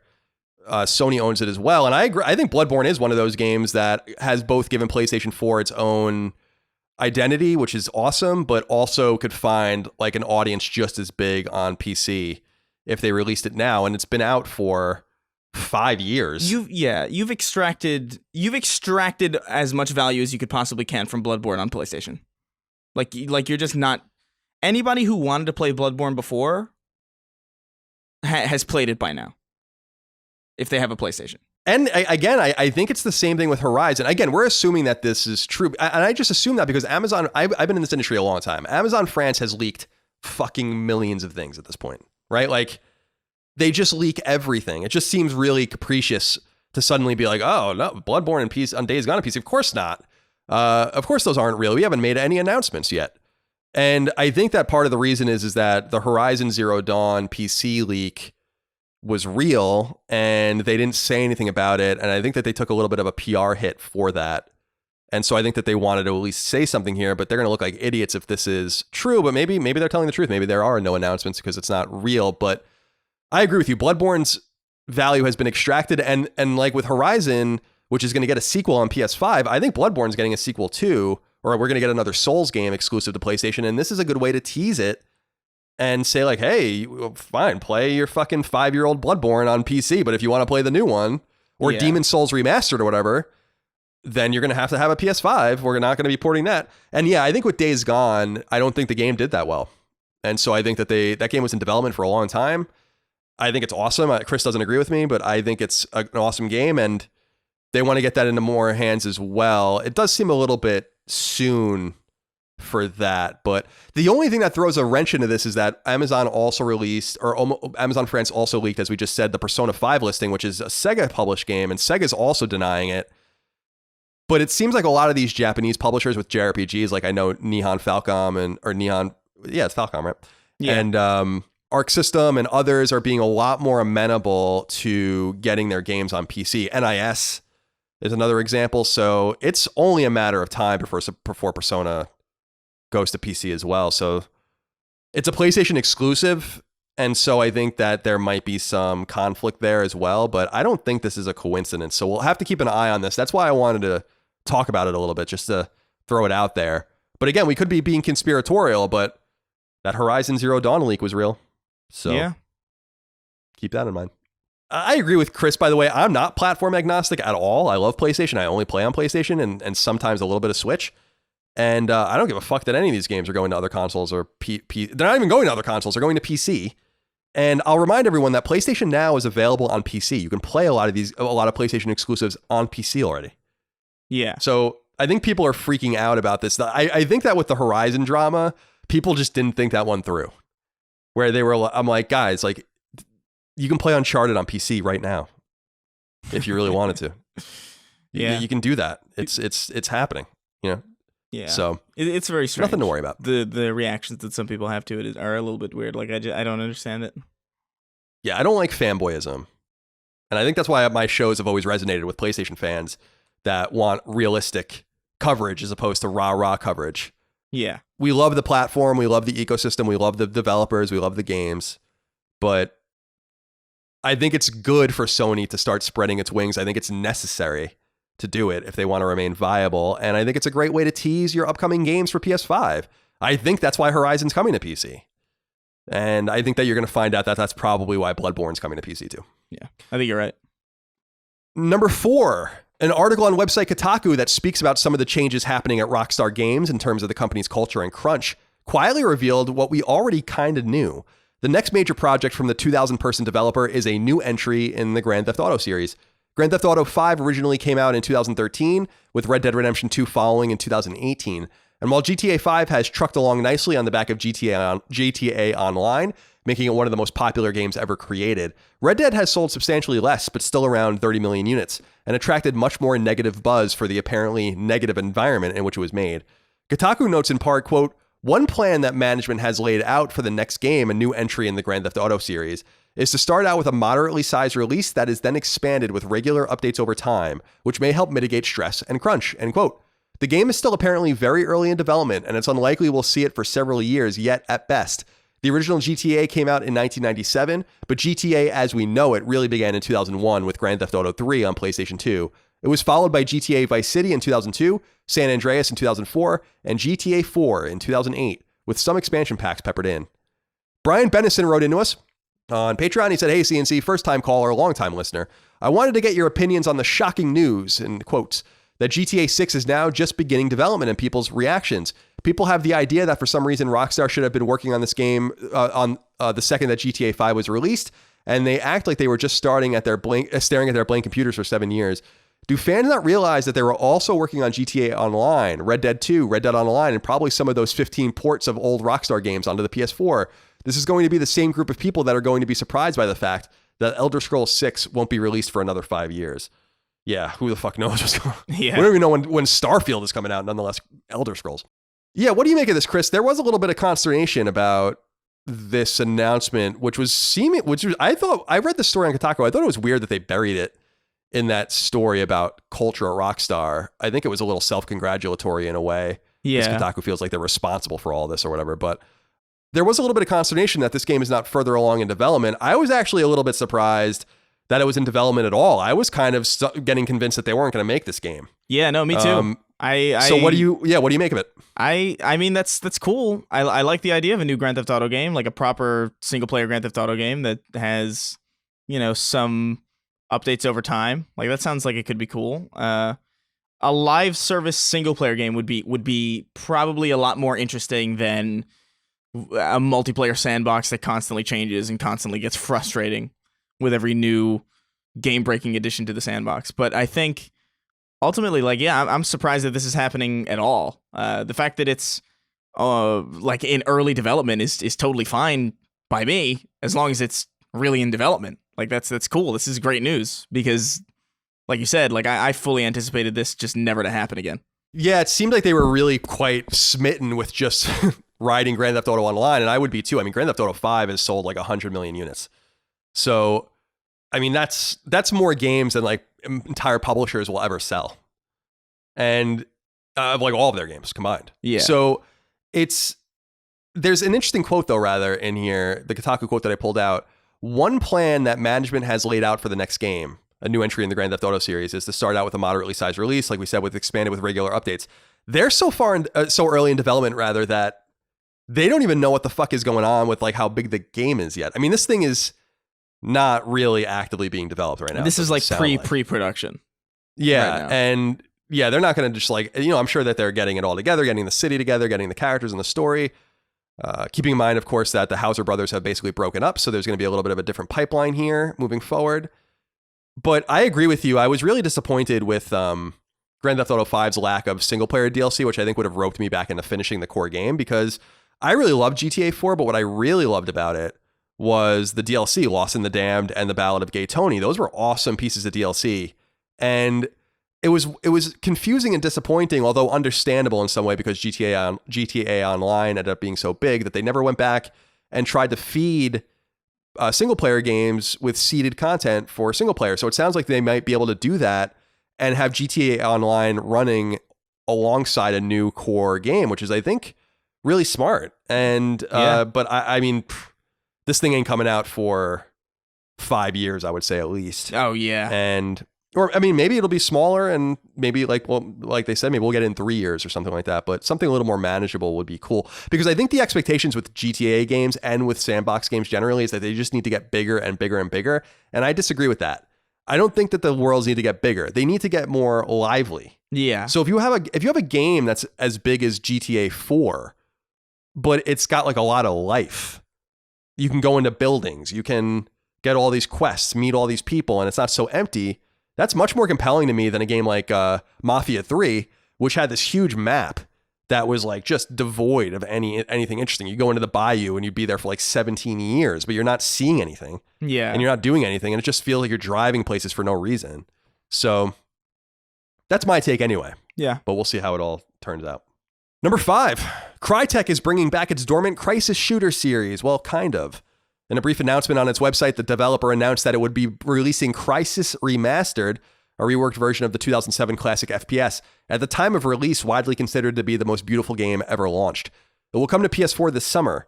Crysis Remastered will focus on the single-player campaign and will be published by Crytek itself, as opposed to the game's original publisher and IP holder, Electronic Arts. Crytek, which is also the creator of the Far Cry series, as well as the more recent, well-received Hunt Showdown, has fallen from grace in recent years, particularly after its Xbox One launch game Rise, Son of Rome, which was softly received. However, it's still privately held and still operates its own engine, and at some point regained its IP from EA. Interestingly, Saber Interactive, the port house recently acquired by none other than THQ Nordic, will be reworking Crysis on CryEngine. The original Crysis was followed by Crysis 2 in 2011 and Crysis 3 in 2013, both published by EA and both of which came to PlayStation 3. It's unclear if Crytek has any plans for these games. Gavin Alexander wrote into us and said, Crispernicus and Coloniferous. Crysis Remastered has been announced for PS4. I'll definitely be picking this up, for I never got the chance to play the first Crysis on PS3. Are you guys excited for this remaster? Did either of you play the Crysis trilogy back in the day? I'm interested to hear your thoughts. As always, thank you for everything you guys do. I'm amped up. I love Crysis. I'm stoked. I think I have Crysis, the PS3 Platinum, and I think the PS3 Platinum in the sequel too. I never played the third one. Are you a fan of this series at all? I played a little bit of it. I played the original Crysis for a little bit, and I don't know. It's fine. Crysis 2 I played for a little bit also, and I had fun with the multiplayer in that for a little bit as well. They never really grabbed me. They always felt a little bit. They felt a bit. I don't want to say generic, but there was something about them that just sort of felt like they were more like tech demos than fully fleshed out sandboxes. Some of the gameplay was cool. Like some of the bow was like really cool. I don't remember which one that was in. Might have been 3 or 2.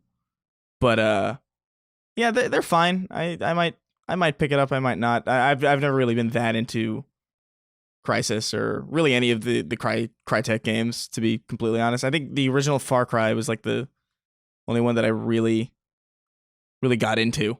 Yeah, people forget that they created Far Cry. Ubisoft published it and kept the IP, and then they moved on to Crysis. Yeah. And EA got involved with them. I don't know. I noted that the IP, there's a little bit of confusion with the IP. Electronic Arts is not known for letting outside developers work on games in which they don't own the IP, especially in that era. But I don't know if Crytek might have made a deal with them or something to have always had it. But EA published all 3 Crysis games. So I don't know what's going on there or how that's all working, but it's entirely possible that they just gave it back to them or sold it. But Crytek was in a little bit of trouble. People will remember that Crytek had a lot of financial issues.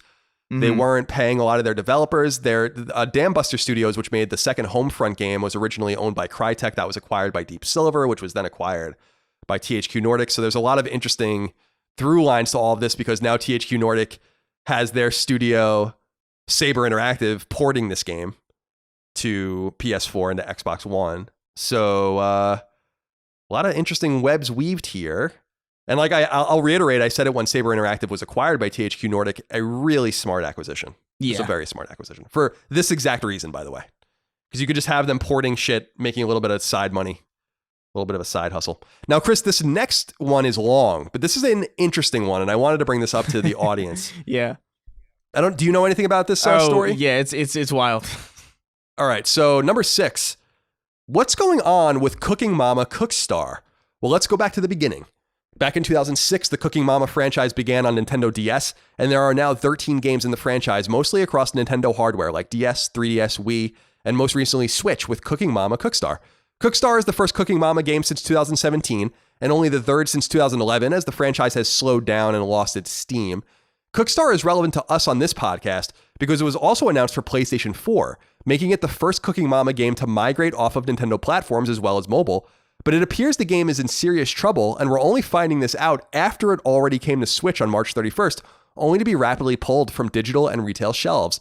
The problem, as summed up by the notice from Office Create Corp, the Japanese owner of the IP and longtime developer, is that the licensor of the IP, Planet Entertainment, contracted development of out to a studio called First Playable Productions, and it apparently didn't meet Office Create's expectations.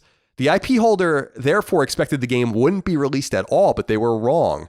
Their statement reads in part, quote, in August of 2018, Office Create licensed Planet Entertainment to develop the Cooking Mama Cookstar game for Nintendo Switch. Unfortunately, the quality of the game builds failed to meet the standards that our customers expect and deserve. Office Create rejected a wide range of deficiencies affecting the overall feel, quality, and content of the game. Yet, despite being contractually obligated to correct the identified deficiencies and resubmit the correct game for Office Create's approval, Planet Entertainment proceeded to release Cooking Mama Cookstar without addressing all of the rejections and without Office Create's approval. We have also learned that Planet Entertainment and/or its European distributor have been promoting an upcoming European release of a PS4 version of Cooking Mama Cookstar. Office Create has not licensed Planet Entertainment or any other entity to create any Cooking Mama games for PS4. Office Create itself has not been involved in the development of any PS4 Cooking Mama games, end quote. Office Create therefore notified the licensee of the breach and terminated the license. And while the game can no longer be purchased on Switch's eShop, it can still be purchased in physical form online. On Twitter, Planet Entertainment noted in a horribly written statement, you guys should see this statement, it's fucking awful. And they're English, by the way, they're American, that there were creative differences between the entities, but quote, by contract, Planet Entertainment is fully within its rights to publish Cooking Mama Cookstar. There is no active litigation or ruling that prevents Planet Entertainment from publishing the game, end quote. At the very least, don't expect that PlayStation 4 port. What do you make of that? That's an interesting and weird story. Yeah, it was wild. There was also like some conspiracy theories about that, like there was like some blockchain technology in the game that was using Nintendo Switches to like farm Bitcoin. Which was not true, obviously. The Switch is not strong enough to do that, even if it was like dedicated to doing it. But this is wild. I can't think of a single time that this has happened. Like where a developer was just like, yeah, you know what? We don't own this license, but we're gonna release this game anyway, and fuck you. Like we're just gonna put it out, and you know what? We're gonna put it out on a platform that you didn't authorize also, and advertise. Yeah, it's really interesting. It's a really interesting situation I've been following for about a week or a little more.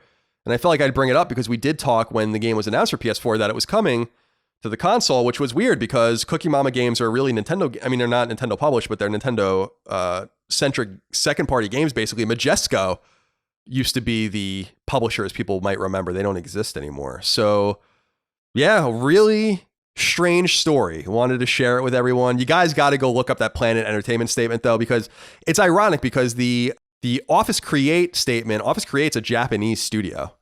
Their statement's great in great English. Planet Entertainment, I think, is run out of Connecticut, and their statement is illiterate. So I don't know what's going on there. Oh my God. But go check that out. And apparently the developer, this first playable production studio, apparently is a educational studio, like an educational game studio that's probably in a little bit over their heads. So we'll see what happens. But it seems like Nintendo is amenable to pulling the game down. I think some people got to download it before it was pulled, but it's too bad. Cookie Mama was already kind of in a lot of trouble. It didn't really seem to have a lot of buzz behind it anymore, so this might be the end. But we'll see what happens, and we'll keep you apprised if it does end up coming to PS4. It doesn't sound like they want to bring it, though. Number 7. A new patent filing from Sony indicates that Sony may be working on robotic technology to go alongside PlayStation 5, though, as always, you should take these filings with a grain of salt, not because it's not a real filing, because it is, but because mega corporations trademark and patent things all the time that they end up not doing anything with. The U.S. Patent and Trademark Office's filing abstract, which was submitted in late April of 2018, but only recently made available publicly, states, quote, a feeling deduction unit deduces a user's feelings. An internal state management unit manages an internal state of an object and an internal state of a user on the basis of the deduced user feeling. An action management unit determines an action of the object based on the internal state of the object. An output processing unit causes the object to perform the action determined by the action management unit, end quote. In other words, it would be a robotic companion of sorts that would be able to react to both you and the game you're playing. The filing later states in part, quote, the inventor has focused on the possibility of utilizing a robot as a joint viewing player who experiences sympathy with the user. For example, it is expected that the user's affinity with the robot is increased and motivation for playing a game is enhanced by the robot viewing the gameplay next to the user and being pleased or sad together with the user. Further, regarding not only the game, but also a movie, television program, or the like, it is expected that the user may enjoy content merely by viewing the content with the robot, as compared to the case of viewing it alone, end quote. The associated image shows a rather frightening-looking cloud-like stuffed animal that I will probably make the thumbnail of this episode. I will definitely make it the thumbnail of this episode. It is fucking horrific. I tweeted it out yesterday. I can't believe that they actually filed the patent with this picture. Yeah, I saw this, and it's disturbing. Like, the writing of it is disturbing. Like, just the idea is horrific, but then you have like this imagery, this eldritch imagery that just goes along with it that's just really disheartening. I don't know what I'm looking at when I look at this image. It's so weird. Like it's literally just like it looks like a cloud, like, you know, like I don't know, or like a bush. Yeah. With eyes and like a cartoon, feet. like Mario looking bush with eyes. And it's like, I've never seen something so mundane yet so frightening. Yeah, it's horrible. It's horrifying. Especially just the idea of like, hey, you know what would be a great asset for PlayStation? How about a cloud android of some kind that sat alongside you and pretended to feel things for you? Like, what is the thought like, I can't even get into the mindset of like a person who would think that that's a reasonable thing to file a patent for. Yeah, I mean, that's why I said Sony files patents all the time, and this is an idea that they probably just came up with. And if you read the patent file, like, this seems to be something that they were toiling away on for a while, maybe even back to like PS2 and PS3. Oh my God. And it's something that they finally like got out there in the wild, because there's a lot of differing dates on it. And again, it was submitted and finally passed patent approval, I guess, just recently, but it was submitted finally in 2018. It's also really poorly written if you read not only the abstract, but everything else about it as well. But patents are usually not followed through on. This is something they want to do to protect their technology, and I totally understand that. But nonetheless, the thumbnail should be frightening enough to you to keep you up at night, I hope, for this particular podcast. And I hope you enjoy it very much. But yeah, it's really sad. I mean, I'm a lonely person. No woman's ever going to love me again. Maybe I can get this for myself and have a little companion to play games with. That would be nice. Good Lord. Number 8, not surprisingly, Gamescom, Germany's famous trade and consumer gaming show that attracts hundreds of thousands of people each August, has been canceled. A statement from the organizer confirms that the show will no longer happen in person, but that a digital version of the show will still occur. Quote, "You can already look forward to how we will celebrate the best games in Gamescom together with you and millions of gamers worldwide at the end of August, even if it will only be digital and not on a location this time. Ellipsis. We will reveal more about this in the next few weeks," end quote. The statement reads in part. Likewise, San Diego Comic-Con, a world-famous convention that typically has some sort of smaller gaming presence, has also been canceled. Comic-Con was to take place this July as usual, and the organizers are planning to bring the show back in July of 2021. So no big surprises there. Ironically, the two most disgusting shows I've ever been to in my life. So both canceled the same day. Both horrifying in their own way. No doubt. Number 9. The ESRB, the Electronic Software Ratings Board, and the entity that rates video games in America, has announced a new so-called element to their ratings, random items. As their official blog post notes, the ESRB began rating games for interactive elements like in-game purchases back in early 2018, but now they're modifying this rating with a qualifier, quote-unquote, includes random items. This new modifier, quote, will be assigned to all games that include purchases with any randomized elements, including loot boxes, gacha games, item or card packs, prize wheels, treasure chests, and more, end quote. This change was apparently spurred on by research indicating that parents are becoming increasingly wary of in-game spending that results in their children getting randomized results. And since the ESRB is an industry-founded and run entity that's designed to avoid government regulation and lawsuits, it's likely they're simply trying to stay ahead of the game while they still can. This was an interesting thing that kind of flew under a lot of people's radars. I think this is smart because so many people are whining all the time about loot boxes. I don't really have a problem with them as long as it's clear what you're getting and what you're doing, or the card packs in like FIFA and Madden. What do you think about this change? Do you have any opinion on it? Yeah, no, I like it. I think it's relevant information to have when you're trying to assess whether or not a game is appropriate for your child, or like, especially as a parent, like it makes sense to just want to have a close eye on that stuff. The question though is, this is kind of an issue now in the ages of patches and kind of updates where like you could probably put out a game now on a physical release and not have any kind of loot boxes whatsoever, but then patch them in later like they did with Crash Team Racing, and then like parents could buy that box physically and it won't have that updated information. So that's something that people might want to take a bit of a note of. Yeah, no doubt. And it's also worth noting just generally that the ESRB, again, only exists because the government or the industry is afraid of the government. Yeah. Otherwise, they wouldn't be doing any of this stuff at all. So it's not like they're doing it to be nice. They're doing it to avoid the government getting involved, because the ESRB was founded in 94, I think, and it was only last year and the last 2 years really where the government started actually kind of fucking with them with this stuff. Mm-hmm. It wasn't even violence or anything like that. And so I think they're just like, listen, we got to keep the government out of this. That's good. It's proactive. We're gonna be in a lot of trouble. Yeah, it is. It is. And I like that kind of reaction. People should go look at the old like Tipper Gore, Joe Lieberman stuff from the early 90s with the violent video games with Mortal Kombat and Night Trap and everything. And it's like, it's so weird. It's like another era. It's another time. It is literally another era, I guess. Finally, number 10 is a wrap-up. Website Gamatsu reports that strange Pong-based RPG Pong Quest launches on PS4 later this spring, and that strategy RPG Wintermore Tactics Club launches on PS4 later this year. Website Push Square reports that shooter Void Bastards is coming to PS4 on May 7th, that SpongeBob SquarePants Rehydrated is coming to PS4 on June 23rd, and that horror game The Inner Friend is coming to PS4 on April 28th.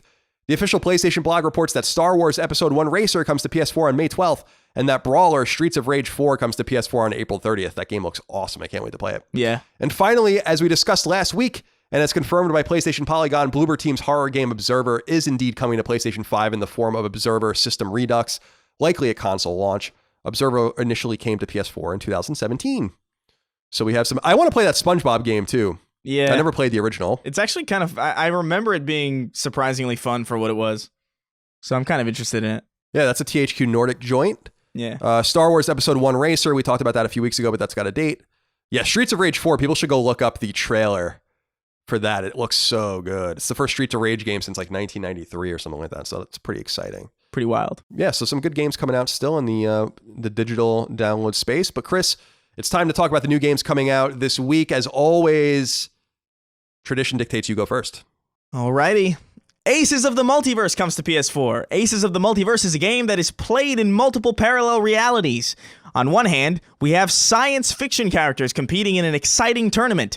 On the other hand, there are players from their real universe, and with the help of their Explora smartwatch, they can unlock new characters, teams, and stadiums. All right.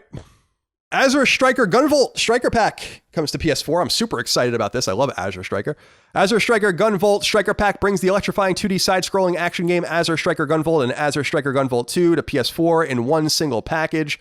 Featuring a robust cast of characters that are fully voiced in Japanese and over 25 vocal tracks, the world of Gunvolt provides excitement at every turn. Exclusive to the PS4 version, a brand new vocal track, Final Station, is included. These games originally started in 2014. They're by Inti Creates, which are the guys that made Mega Man 9 and 10, amongst others. They're Mega Man style games, and they were locked to 3DS and then I think Switch. So it's cool to get them finally on PS4. Cool. Deliver Us the Moon comes to PS4. Deliver Us the Moon is a sci-fi thriller set in an apocalyptic near future, where Earth's natural resources are depleted. A lunar colony providing a vital supply of energy has gone silent. A lone astronaut is sent to the moon on a critical mission to save humanity from extinction. Will you save humanity, or mankind, or be forgotten in the dark abyss of space? Sounds cool, yeah. Actually. Guard Duty comes to PS4 and Vita. Discover how the story of a mysterious agent in the future and a castle guard from years past are linked in this traditional point-and-click adventure game. Under the watch of a loyal castle guard, someone has snuck into the kingdom and kidnapped the princess. 1,000 years later, join Agent Starborn to save the Earth and vanquish an evil that has been around for centuries. Help Will Come Tomorrow comes to PS4. In a Siberian wilderness on the eve of October Revolution, passengers must survive a catastrophe on the Trans-Siberian Railway train. Manage scarce resources and stay alive in the frosty wilderness of Siberia until help arrives, facing dangers, their own weaknesses, and above all, their own prejudice. That's cool. Interesting. Siberia as cool. as a location is kind of neat. Yeah, and the October Revolution as well, so a little bit of communism in there. Sounds interesting. MotoGP 20 comes to PS4. Rev up your engines for a new chapter of the MotoGP series. MotoGP 20 is back with the revived managerial career mode and more. Awaiting you are even more realistic graphics, improved gameplay, a new way to experience the historic content, and all excitement of the 2020 season. Obey Me comes to PS4. Set in the modern world, heaven and hell are locked in a millennial conflict for the souls of mankind. Vanessa Held, a lowly soul huntress, is in the infernal ranks, and her hellhound companion, Monty, will tip the balance of war with their own hands. Wait, so our Hellhound has hands? Yeah, that's the first thing I thought. I guess so, because it is kind of I guess it's a demon, kind of, probably. Like some kind of amalgam. Okay. Yeah, I got you. Yeah. Predator Hunting Grounds comes to PS4. Oh, shit, really? Yeah. Hunt or be hunted in this asymmetrical multiplayer shooter that pits human against predator. As part of a fire team, complete missions before the predator finds you, or be the predator and hunt your prey.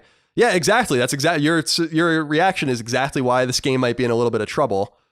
It did have that open beta session weekend a few weeks ago that I think people liked. Yeah. Are you going to play this one? Yeah, I mean, I guess so. I had no idea it was coming out, which is not really that ideal. Shows that there's like basically no marketing for it. Also, it's not really a beta if it came out weeks ago. It's more like a demo. But that's true. That's a good point. But we'll see. All right. Neat. Spuds Unearthed comes to PS4. Fight to build your own Spud tribe and make your planet prosper in this hilarious action strategy game with a dash of playing God. Journey to different planets, upgrade your heroes, and create new weapons for your galactic conquest. All right. Super Dodgeball comes to PS4. This isn't your regular dodgeball. You can't just eliminate the whole team by hitting them with the ball. You'll need to reduce the opposing team's HP to 0 to win the game. What? That's another Kunio-kun game that's in that they're releasing separately. I guess that was in that collection that came out last month with the Double Dragon games and stuff. Okay. Trials of Mana comes to PS4. The Trials of Mana remake seamlessly brings the beloved story and characters of Seiken Densetsu 3? Did I say that right? Yeah. Seiken Densetsu, I say. Seiken Densetsu, yeah. The third game in the Mana series to the modern gamer.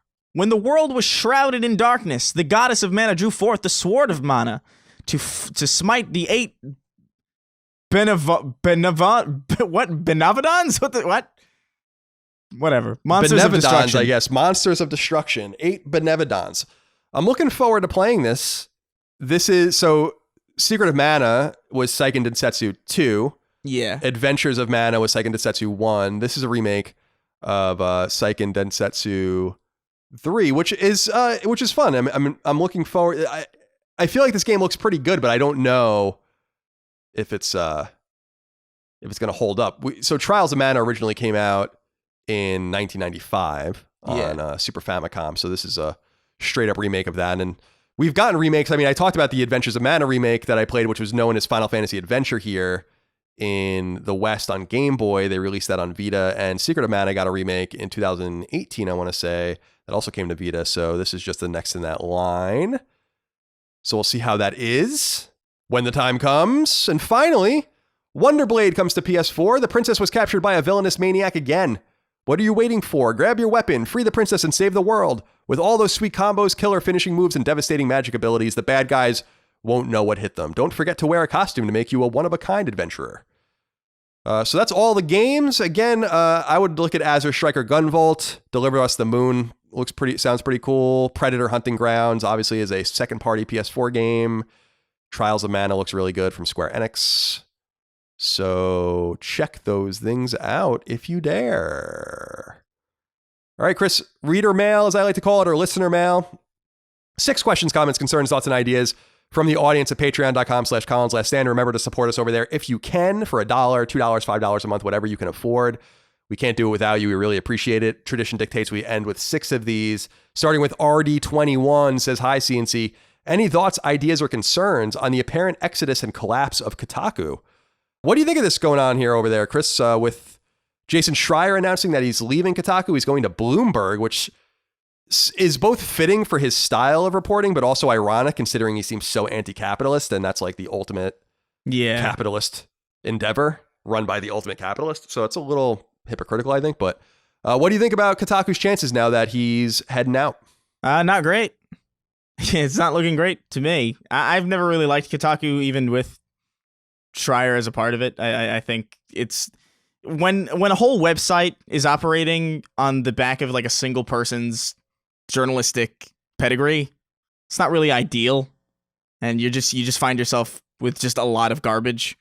One of my favorite screenshots is this article that they put out a long time ago that I think the headline was, "Check out the sexy butts on these watermelons." And I've had that headline in my head for years because it's so unforgettably absurd. I don't know. They can do whatever they want. I was never that big of a fan of Kotaku. We've already had run-ins with them pretty recently anyway. So yeah, we have, and yeah, I have no love for them anymore. And now Jason cites the Go Media fiasco that happened with Deadspin, the sports vertical over there. If people don't know anything about that, it's kind of it was kind of a big deal in the sports world when Deadspin went belly up. And so I guess they're not crazy about their management anymore and things of this nature. But what I don't like about Jason leaving is, I mean, Jason can do whatever he wants. I don't care. He's got a family and things to do, but and he's very established and esteemed. But he's doing like interviews about leaving and doing his own thing, and like he was on like Washington Post and Games Industry International and stuff, like giving interviews, and it's like, I don't know, dude, you're not Madonna, you know, like you don't need to like. It's just weird. Like it seemed a little too self-promotional. I think Jason Schreier has begun to believe his own hype a little bit too much, and that makes him less appealing to me than he used to be as a writer, because he used to truly feel like an outsider, but now he's like the insider's outsider, and that's different. Yeah. And as far as Kotaku's concerned, I think Kotaku's days are numbered. And I think that was true even with Jason there. But as Chris said, they were so reliant on him to bring them clicks and respect that without him, they really don't have. I mean, other people have left recently too, but they don't really. I can't even name one person there now. Yeah. So yeah, I don't think Kotaku is long for this world, but I think that that's true for a lot of the mid-sized gaming sites. Clicks might be up at these sites, but the ad industry is just decimated, and so it doesn't matter how many clicks you get if you can't sell ads. It actually costs you more money to serve more people, and it can actually hurt you doing better traffic with fewer ads. So something to keep an eye on, but we wish him the best, and we wish Kotaku the best. I have no ill will towards them, but I don't think Kotaku is long for this world. Joseph LaRussa wrote in and said, hello, C-Gents. Now that PlayStation Magazine UK has confirmed that 4,000 plus titles will be backwards compatible at launch, do you guys have any changes to your thoughts? Your initial reactions were clearly wrong since Mark Cerny's remarks were confusing to many people, but now that it's been explained, what do you think? So I take umbrage with this, Chris, and I'm curious what you have to say about this. He says our initial reactions were clearly wrong. No, they weren't. Our initial reactions were based on Sony's marketing. Yeah, we were reacting to their literal words, which, according to them, were just wrong, I guess. They just lied or just didn't know and decided to go with incorrect information before they had the correct information. So that's what we were reacting to. So I don't think we were wrong at all. Obviously, we were wrong in the sense that they were wrong also.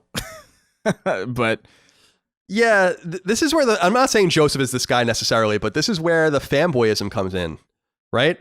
Like, we got a lot of feedback about that Cerny episode we did, that Mark Cerny, I called it Mark Cerny's Power Hour, which I thought was an awesome name for the podcast. And if I do say so myself. And it was interesting because I was like, why are people mad at us for interpreting what they said? Mark Cerny was so unclear that they had to issue statements to correct shit. That's not our fault. Yeah. And so, no, our reactions weren't wrong. Our reactions were based on inaccurate information that they gave us. And yeah, it's awesome that 4,000 plus titles will be backwards compatible at launch. That's awesome to hear. But that's not what they said. Yeah. And we recorded the podcast after we watched that statement. So, or after we watched that 52-minute segment that Mark Cerny did. So, I just feel like people were being a little hard on us for that. It would be like if Sony was like, the new DualShock controller won't have analog sticks, and we did like a whole episode about like, how the hell is that going to work? That seems ridiculous. Why would you get rid of the analog sticks? And then they came out later with like a photo of the controller and it has analog sticks. It's not our fault that they just lied about the controller. Yeah, and I just feel like it just goes to show how unprepared Sony is. Like, I'm a little nervous about that. They seem a little bit out of sorts in a lot of different ways. I think the Mark Cerny segment was one of those things. I think the DualSense reveal was another sign of that. And I would just be really careful with some of these more fanboy instincts that I think a lot of us have to try to defend Sony for everything. I don't think they're doing much to defend. And you don't owe them anything. Except with the look of the controller. I think the controller looks nice. Oh, no, I think the controller looks nice, too. I'm just saying, like, a blog post out of nowhere. It's kind of like how they announced Ghost of Tsushima's release date on the same day as they announced the Last of Us HBO series. And I'm like, what are you guys doing? And then people were mad at us for that, too. And I'm like, no, guys, be mad at Sony because they're fucking up. I don't know. I'm not a marketer, and I know that that's dumb and shows that they don't believe in one of the products. Yeah. They also, when they unveiled the Last of Us release date and then immediately delayed it, I think like 3 days later. It was like really bad. It's just really bad planning. And I get that.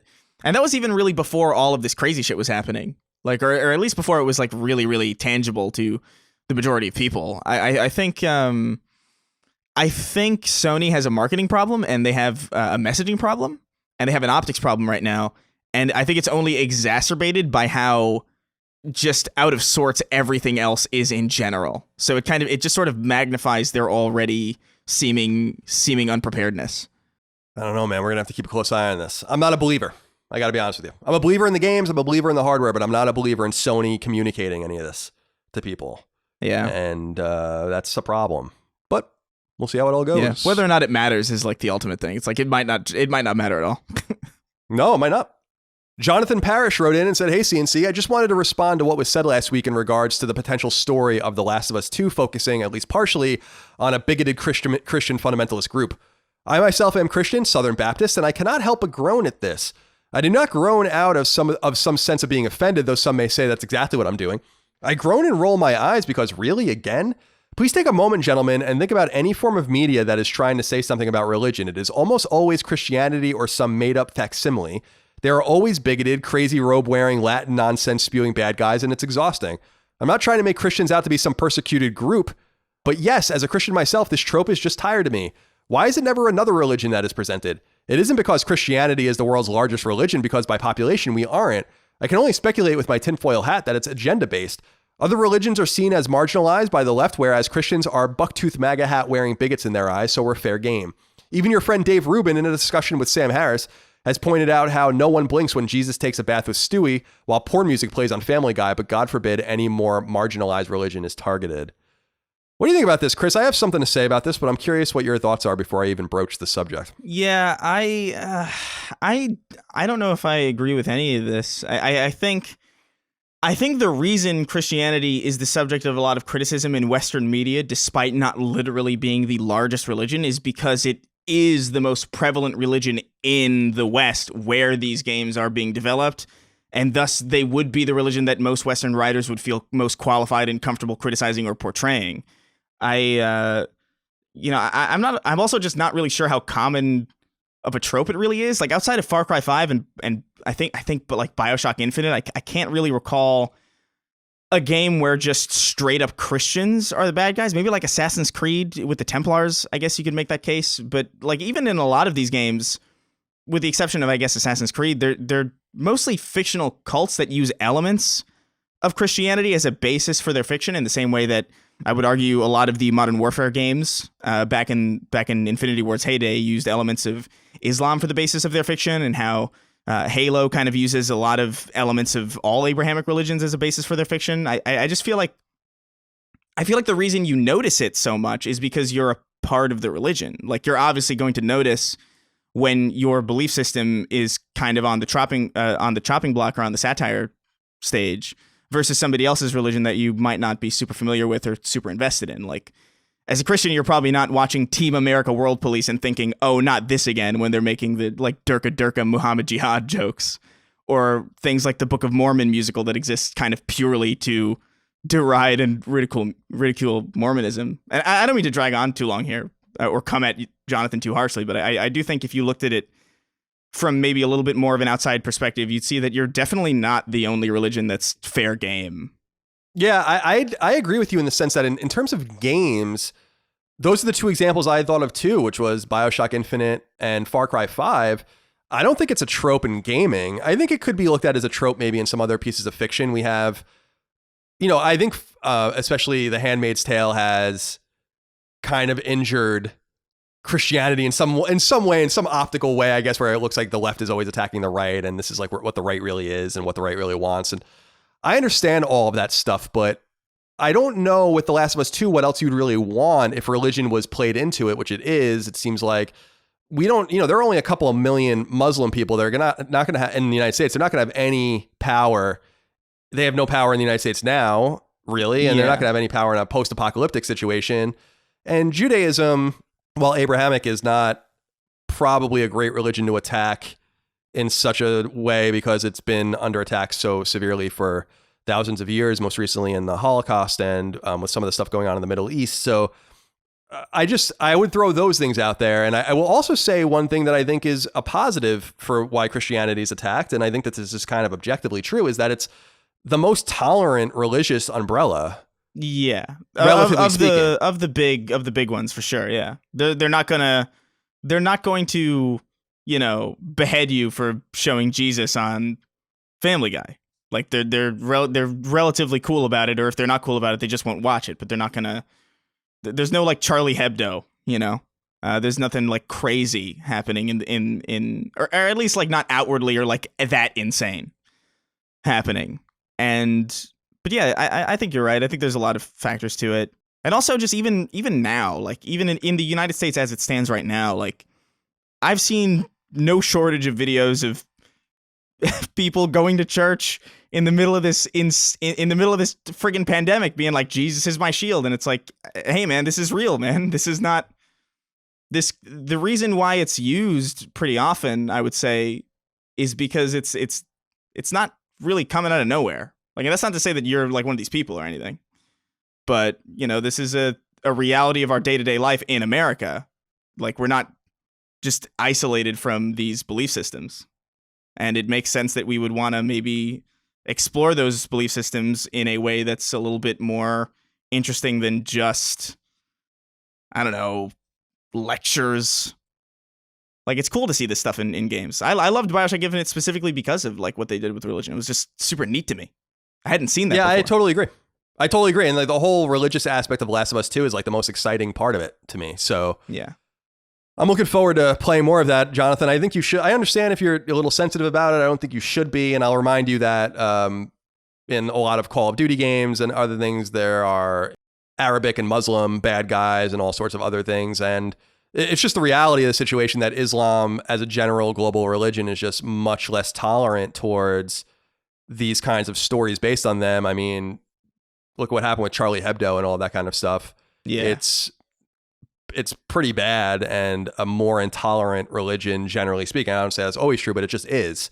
And so I don't think you're going to see as people are afraid to turn the apple cart or whatever the saying might be with that particular religion for a lot of obvious reasons. While I think it's kind of a compliment to Christianity that all these things happen because no one's afraid to do that. And I think that speaks to the more open-mindedness of the religion, relatively speaking, of course. Yeah, no, I totally agree.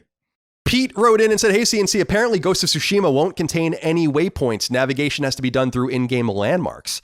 What are your thoughts on gameplay elements like this? Immersive or annoying? Personally, I'm a fan. I'm the guy that plays without any HUD elements.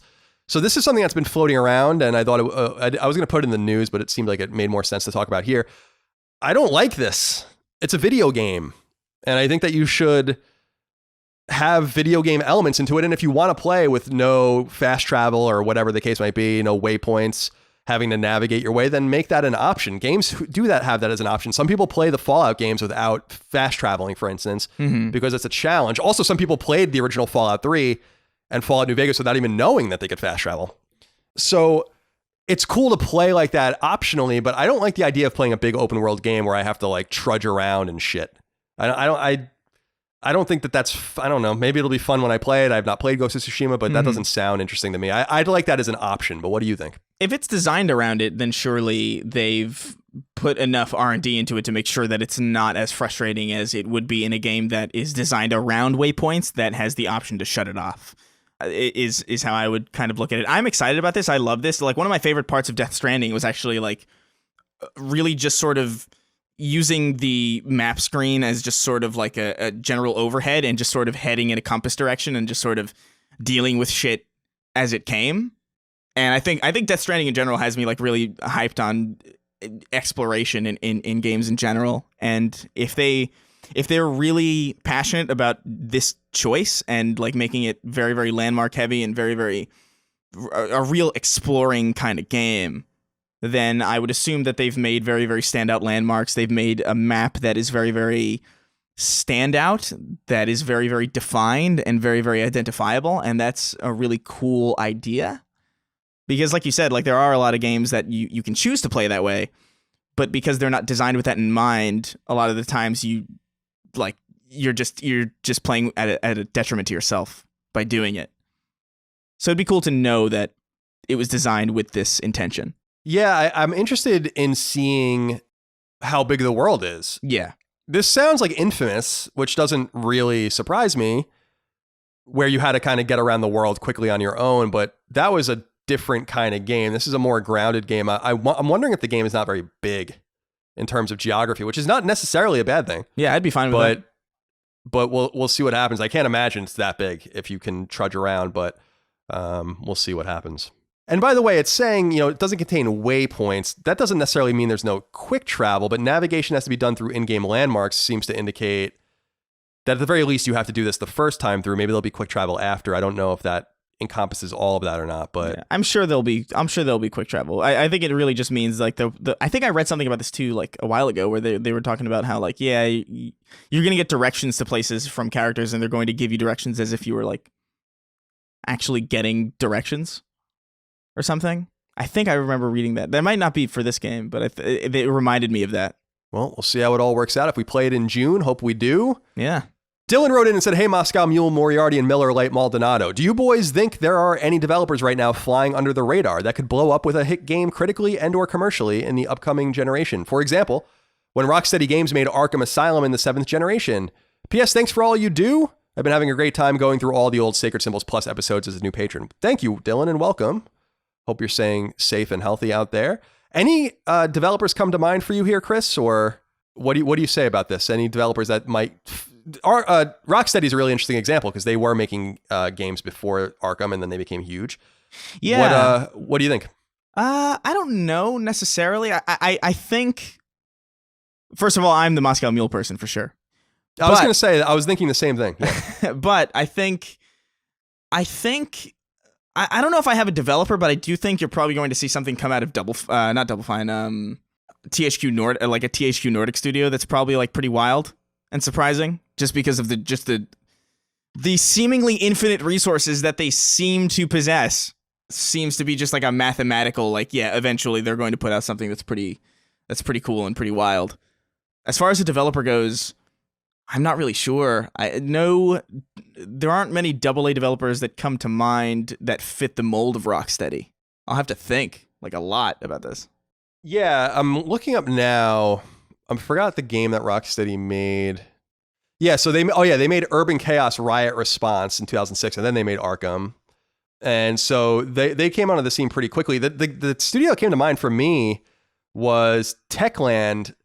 And I don't know if it's even a great answer, but I just feel like with Dying Light 2, because the original Dying Light, 2015's Dying Light, sold really well. But I just feel like they still don't really get any respect. And I feel like with Dying Light 2, it might be a thing where they can really hop onto the scene with this really awesome open world zombie RPG and really get the respect they deserve. I think much like CD Projekt, that was kind of floating under the radar and did pretty well until Witcher 3 came out. Yeah. So it is important to note that, I mean, Techland did make Call of Juarez and Dead Island. They have been bouncing around, but I just feel like generally speaking, it would be cool to see them really break through and become this massive studio with Dying Light 2. So that's the game that comes to mind for me, because like Chris said, and I think he's right, there isn't really a middle ground. Like the AA scene is really saturated only with THQ Nordic and some of their subsidiaries like Deep Silver. There's really not a lot of those bouncing around anymore. So people are either on the scene or they're not. And I don't know that any indie developer is going to like bounce on the scene like Playdead did or something like that. It's probably not going to happen. So yeah, or at least not in any predictable fashion. Right. Exactly. All right. Let's see here. Yeezy ASMR wrote in. He has the final inquiry. He says, "What's up, favorite C-Boys? My favorite C-Boys. I have a simple question that I can't seem to find an answer for. Why hasn't Resistance from Insomniac and Sony made some sort of return? While I'm 100% positive that Insomniac is busy with Spider-Man sequel, do you think Sony will put make Insomniac make another Resistance project? Demand for it is definitely there, while the dev keeps posting on their social media about the franchise. Good day to the both of you, friends and families alike. Thank you, Yeezy ASMR. Appreciate you." Yeah, so I was going to say, and it's true, they are posting a lot about Resistance on their social media feeds, and I feel like that's not just some random thing. I don't know if you can read into it too deeply, but I think that there's more to be done with Resistance. It might just be in the form of a trilogy, like an upscale trilogy for PS4, which I think would be awesome. Yeah. But maybe to play around a little bit with a fourth core game. There are the two other games. It's just a shame that the series basically has ended on Resistance Falling Skies, which was, or was that what it's called? Burning Skies, which was horrible, a horrible Vita game, and made in like literally 6 months. It was really bad. It wasn't made by Insomniac. And it's a shame that it had to end on that note. So my hope is that they are going to bring it back. And I just feel like they're either being really cheeky with it or whatever, but they are posting pictures of like the Chimera and Nathan Hale and all this shit on their social media feeds. I feel like something's coming, but what do you think about this? Chris, you think we'll see more Resistance? Yeah, I think so. I think it actually kind of saddens me when we were talking about the leaks about Bloodborne and Days Gone, because like I feel like of a lot of the games to come to PC in the Sony kind of ecosystem, I feel like a Resistance trilogy would be awesome.